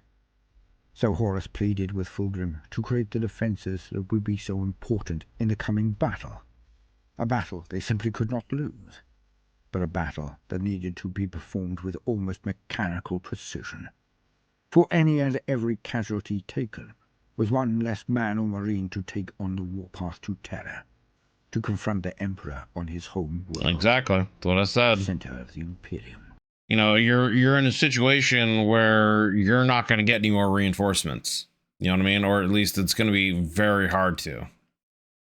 To get to recruit any more, Astartes that are not loyal, to the Imperium. I mean, I guess there might be worlds out there that you could find that would go against the Emperor.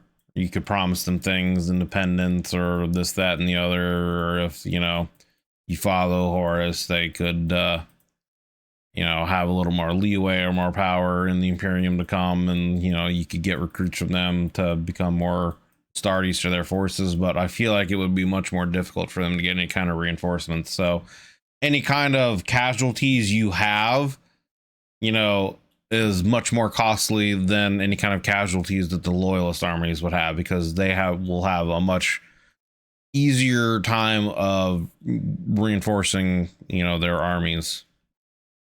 Plus at the time, they also have the Mechanicus, still with them, repairing their ships, their Titans, etc., whereas they wouldn't. So they really have a lot going against them. It's definitely an uphill battle from Horus's perspective. But it would take every soldier they had to do this. Thus Fulgrim was given the defences to create, and he did. He made them as well as even a Rogel or Perturaba would have done. Excellence. The slaughter at Istvan III performed, the loyalists finally wiped out, or thought to have been. The War Master then raised his banners on Istvan V and declared his cause to the entire universe. Fulgrim, Mortarion, Horus, and Angron all waited for the Emperor's counter-strike. Of course, it would be orchestrated by the Praetorian Rogel Dawn, and at its head would be that redoubtable Ferrus Manus. the drop site massacre. Rogel Dorn was now the de facto war master for the forces that remained loyal to the Emperor. He knew that Horus had the World Eaters, Emperor's Children, and Death Guard with his own Sons of Horus. 4 legions, and some of the nastiest to deal with. All led by the best Primarch in war, the one first found and most trained by the Emperor, Horus Lupercal. It would not be easy. So Dorn arrayed a formidable force to assail the position while his own legion regrouped. He sent the Salamanders, the Raven Guard, and the Iron Hands. In the second wave would be 4 more legions. The Night Lords, despite their fall from grace, the Alpha Legion, the Iron Warriors, and a huge contingent of the Word Bearers, one of the most numerous of all legions, second only to Gulliman's Ultramarines. That would be a full 7 legions against 4. More than double the forces. So you think? For the rebels had lost up to 1/3 of their legions in the cleansing of Istvan III. And on the edges of the Urgal Depression, a fortress had been constructed by Fulgrim, and there the traitors waited, arrayed for battle. The loyalist armadas firing down on the Bastille were ignored by the void shielding Fulgrim had arrayed, so the loyalists would go down to meet them. They would perform a staggered assault. The first wave would be the Iron Hands, the Raven Guard, and the Salamanders. The second wave would be the rest. With this much force in one place, there could be no hope for Horus. He had clearly gone mad. None could face this much power, surely. So the 3 initial legions dropped down to the planet across from the traitor lines, and then advanced.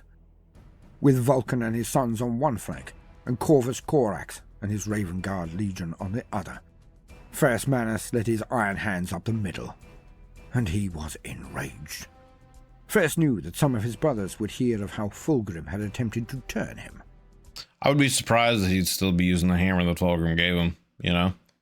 After that, I would think he would want to forge another weapon of his own in defiance of that and never use that weapon again. But who knows, maybe some kind of spark or ideal of loyalty or love for his brother would have kept the hammer with him.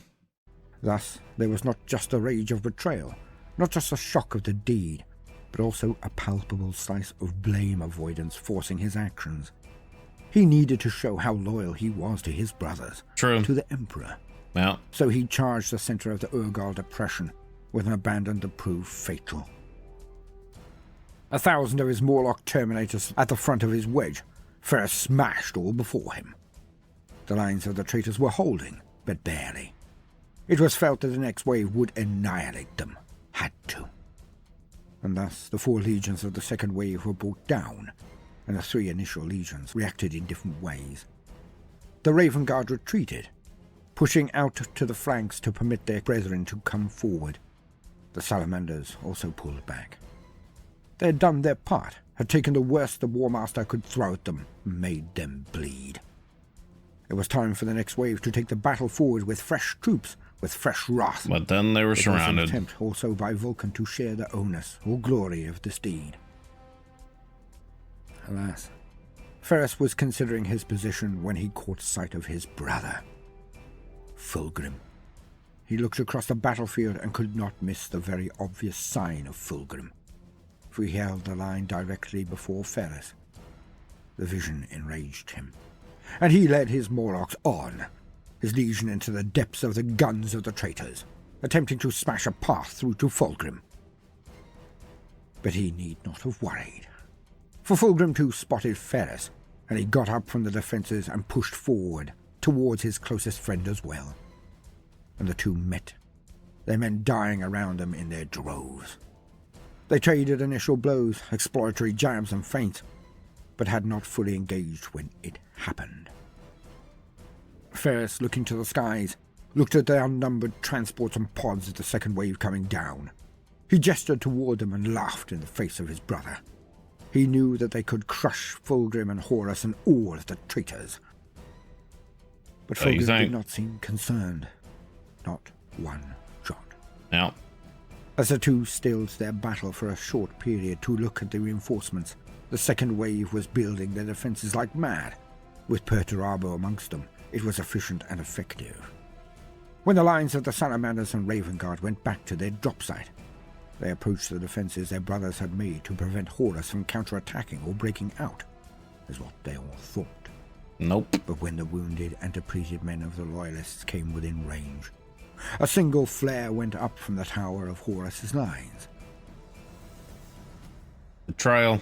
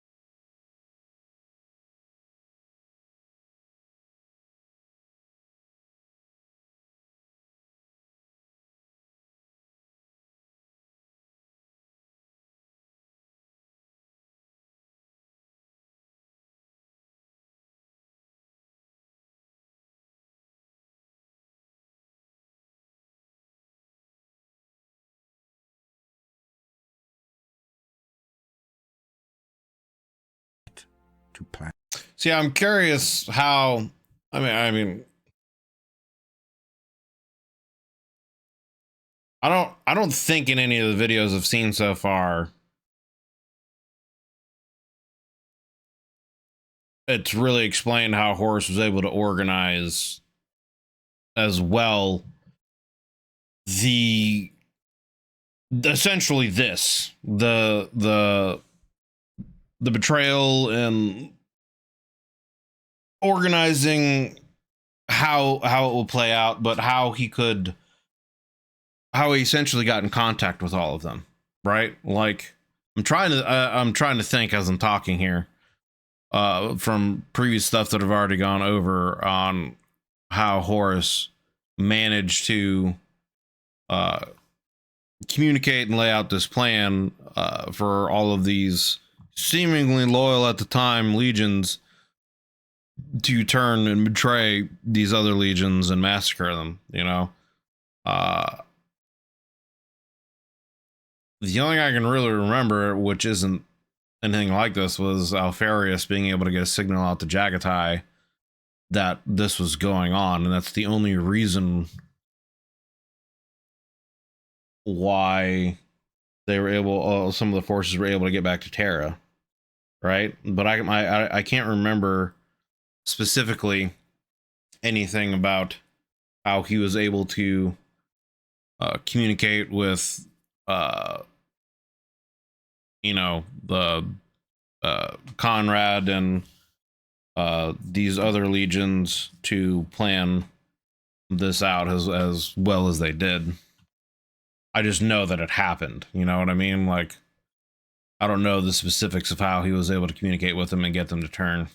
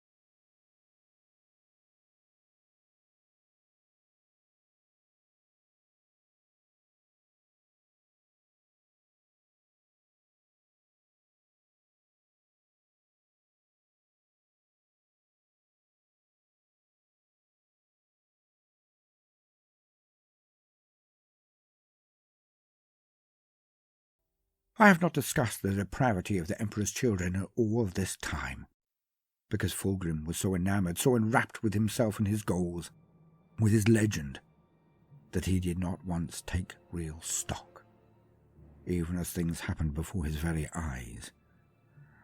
The thing inside the lair blade confounded his mind, twisted his sensibilities, so that it seemed practically run-of-the-mill, normal. Nothing to rebuke or rebel over. It was as it should be. But now, the blood oozing from the stump of his most beloved brother's body, as it fell forward onto his knees, he could not avoid seeing what they had become. It had all been so slow, the path to perfection, the road to hell.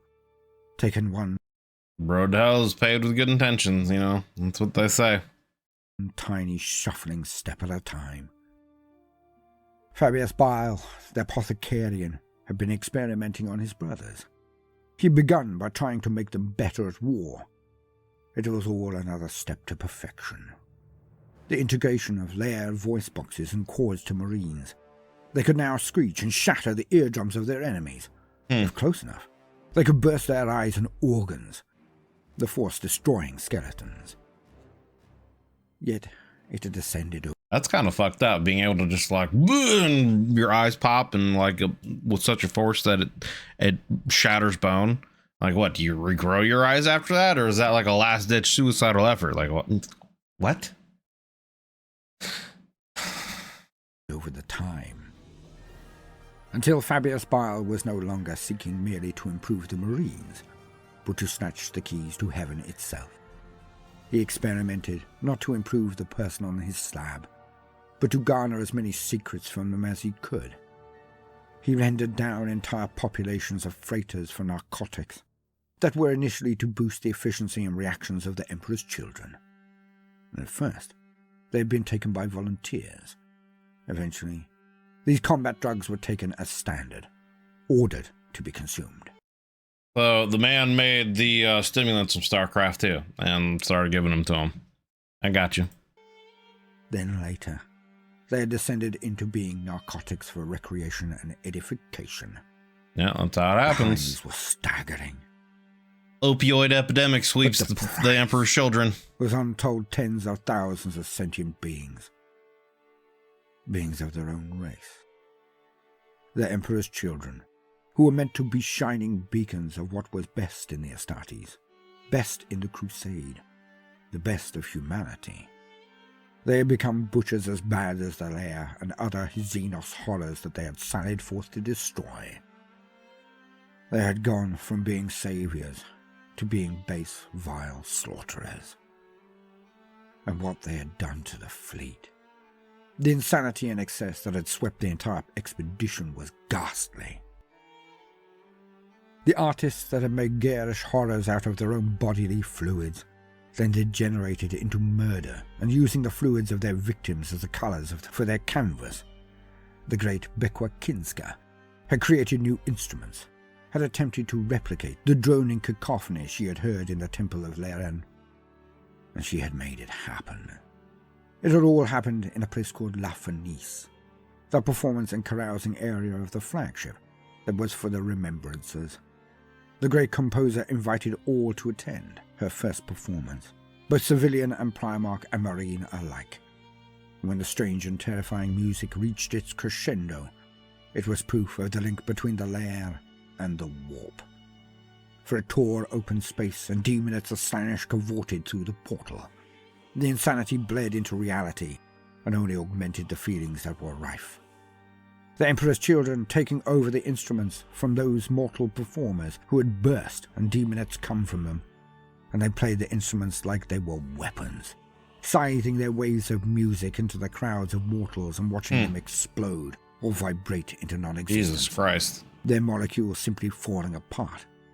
The enhanced amongst the Emperor's children added their own voices to this macabre music, and more innocents died. Interesting. So I wanted to talk about that whole dropship area, but he kind of like quickly veered into this from that, you know, but like that whole scene, like, if anyone has a video from any content creator that goes over like much more in detailed the events of Isfon 5, how Horus really organized it, how he communicated and planned it out, and then the actual like strategy and tactics of the fight as they played out, I would love to see that and go over it. Because the whole time he's talking about it, you know, I'm just thinking in my head, you know, the Normandy invasion scene in Saving Private Ryan, you know, with just this chaos and explosions and gunfire going everywhere and people just being slaughtered left and right as they're trying to approach these built-in defenses that, you know, the only difference is in Saving Private Ryan, obviously it's an invasion, but in what's happening here at Isfon 5, there's, you know, Marines thinking they're falling back behind loyal lines and being slaughtered at, you know, so like I would like to go over a video that goes into more detail about that. But then this going into this, you know, how the Legion like really turned this debauchery and this scene of demons pouring in from this, what sounds like someone was making essentially an orchestra, you know, in an auditorium. And then it turns into, you know, people being sacrificed and their bodies exploding and demons pouring out from them. And then Space Marines taking over and just more and more people being slaughtered and killed and converted into demons, or demons taking over their bodies or coming out from the warp. Like, good Lord.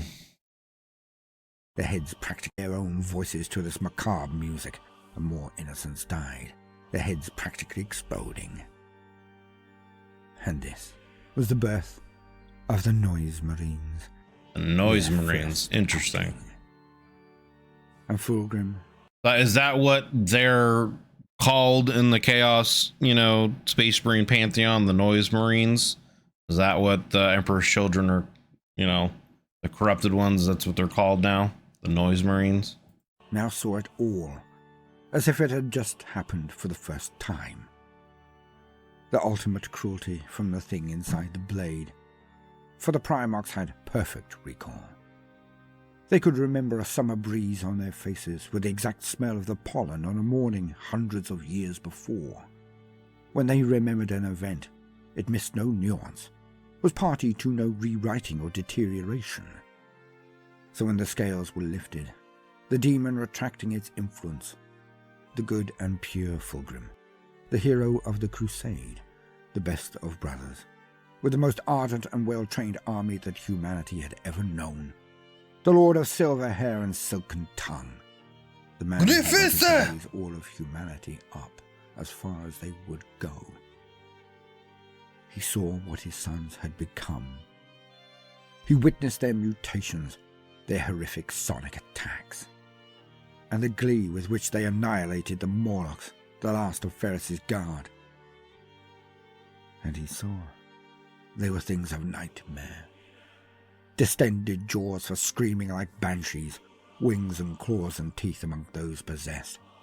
It was like a scene from hell. And the worst of it all, Sounds like it. The body at his feet. The precious blood of his most loved brother now caked his very boots. Fulgrim looked on, and finally, openly wept. He was broken.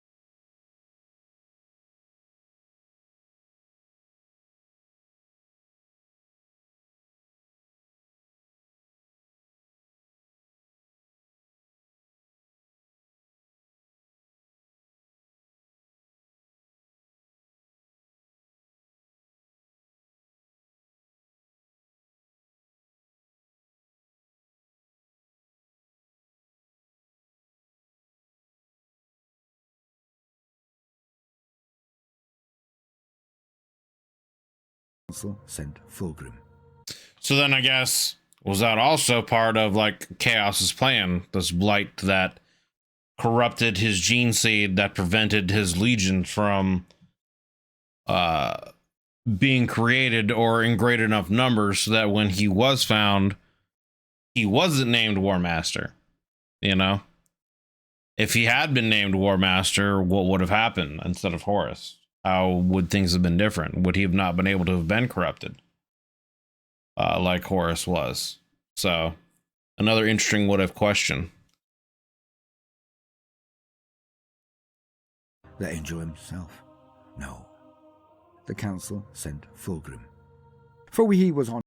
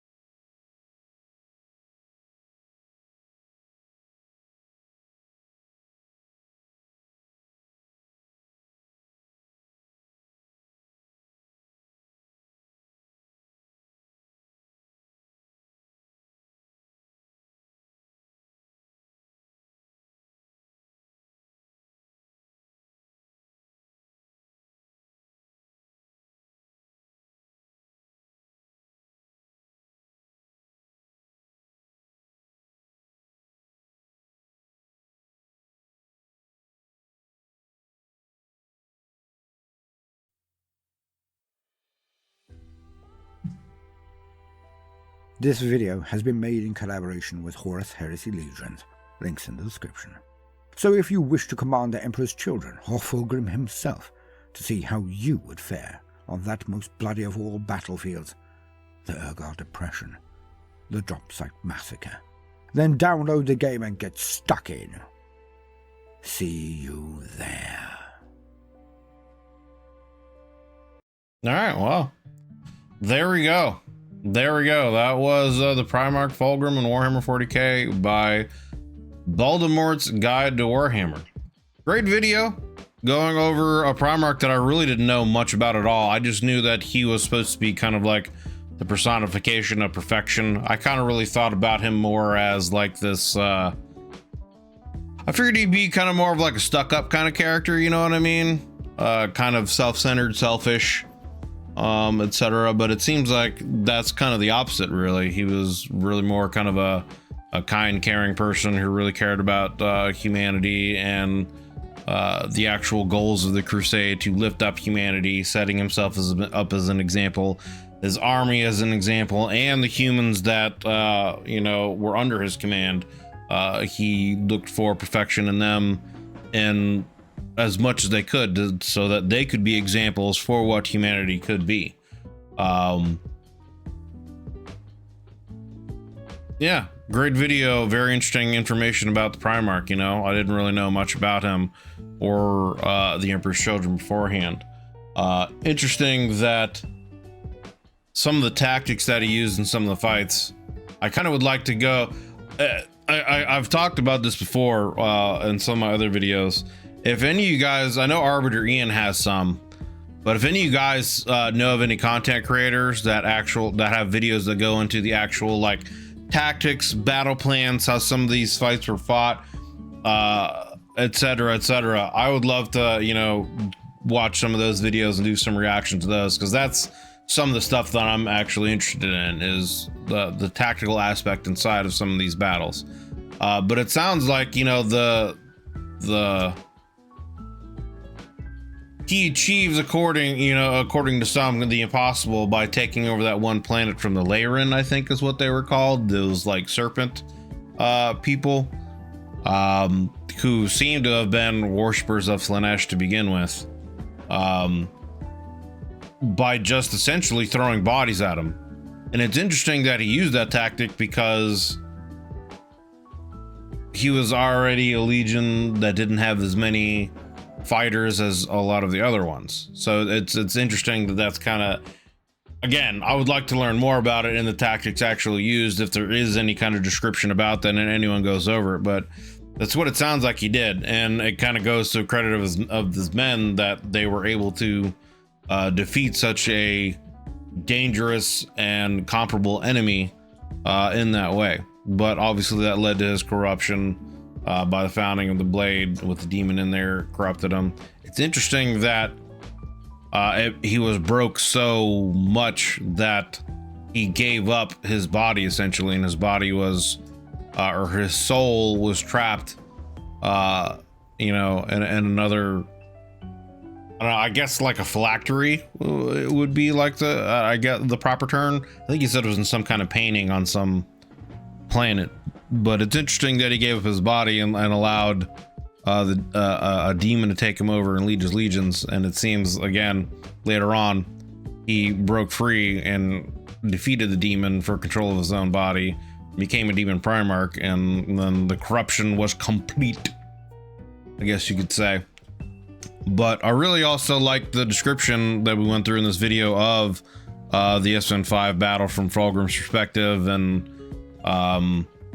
you know, the whole, when he killed Ferrus Manus, how like he was aware and conscious of what was going on, but was not in control of his body at that point in time. The Blade and the demon kind of took over and did it for him, and that seemed to be that, in seeing the mutations taking over from his legion and how much he kind of like really failed them, seemed to have been what broke him.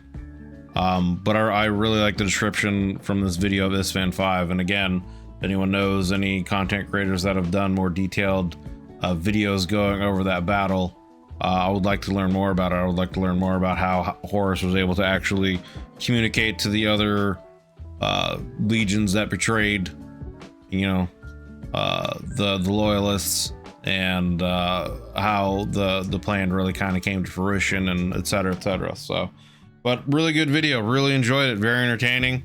Again, this is Voldemort's Guide to Warhammer, Primarch Fulgrim, and Warhammer 40k. Links will be down below in the description to the original video and to Voldemort's channel.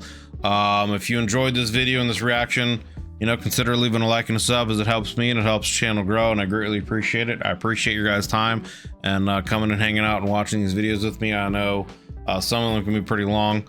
If you want to take that support to the next level, it's not necessary, but if you would like to take that support to the next level, if you would consider clicking the join button down below. There's also a link down in the description to check out the YouTube membership benefits and see if any of those tiers have anything that you'd be interested in. The more people that sign up and support me monetarily, the more I'm able to get these videos out for you guys and do more on the YouTube channel for you guys. So I greatly appreciate all the support and love. Thank you guys again for hanging out. I hope yourselves are having a wonderful day wherever you're at and whenever you're watching this, and I will see you guys on the next one. Have a good one, everybody.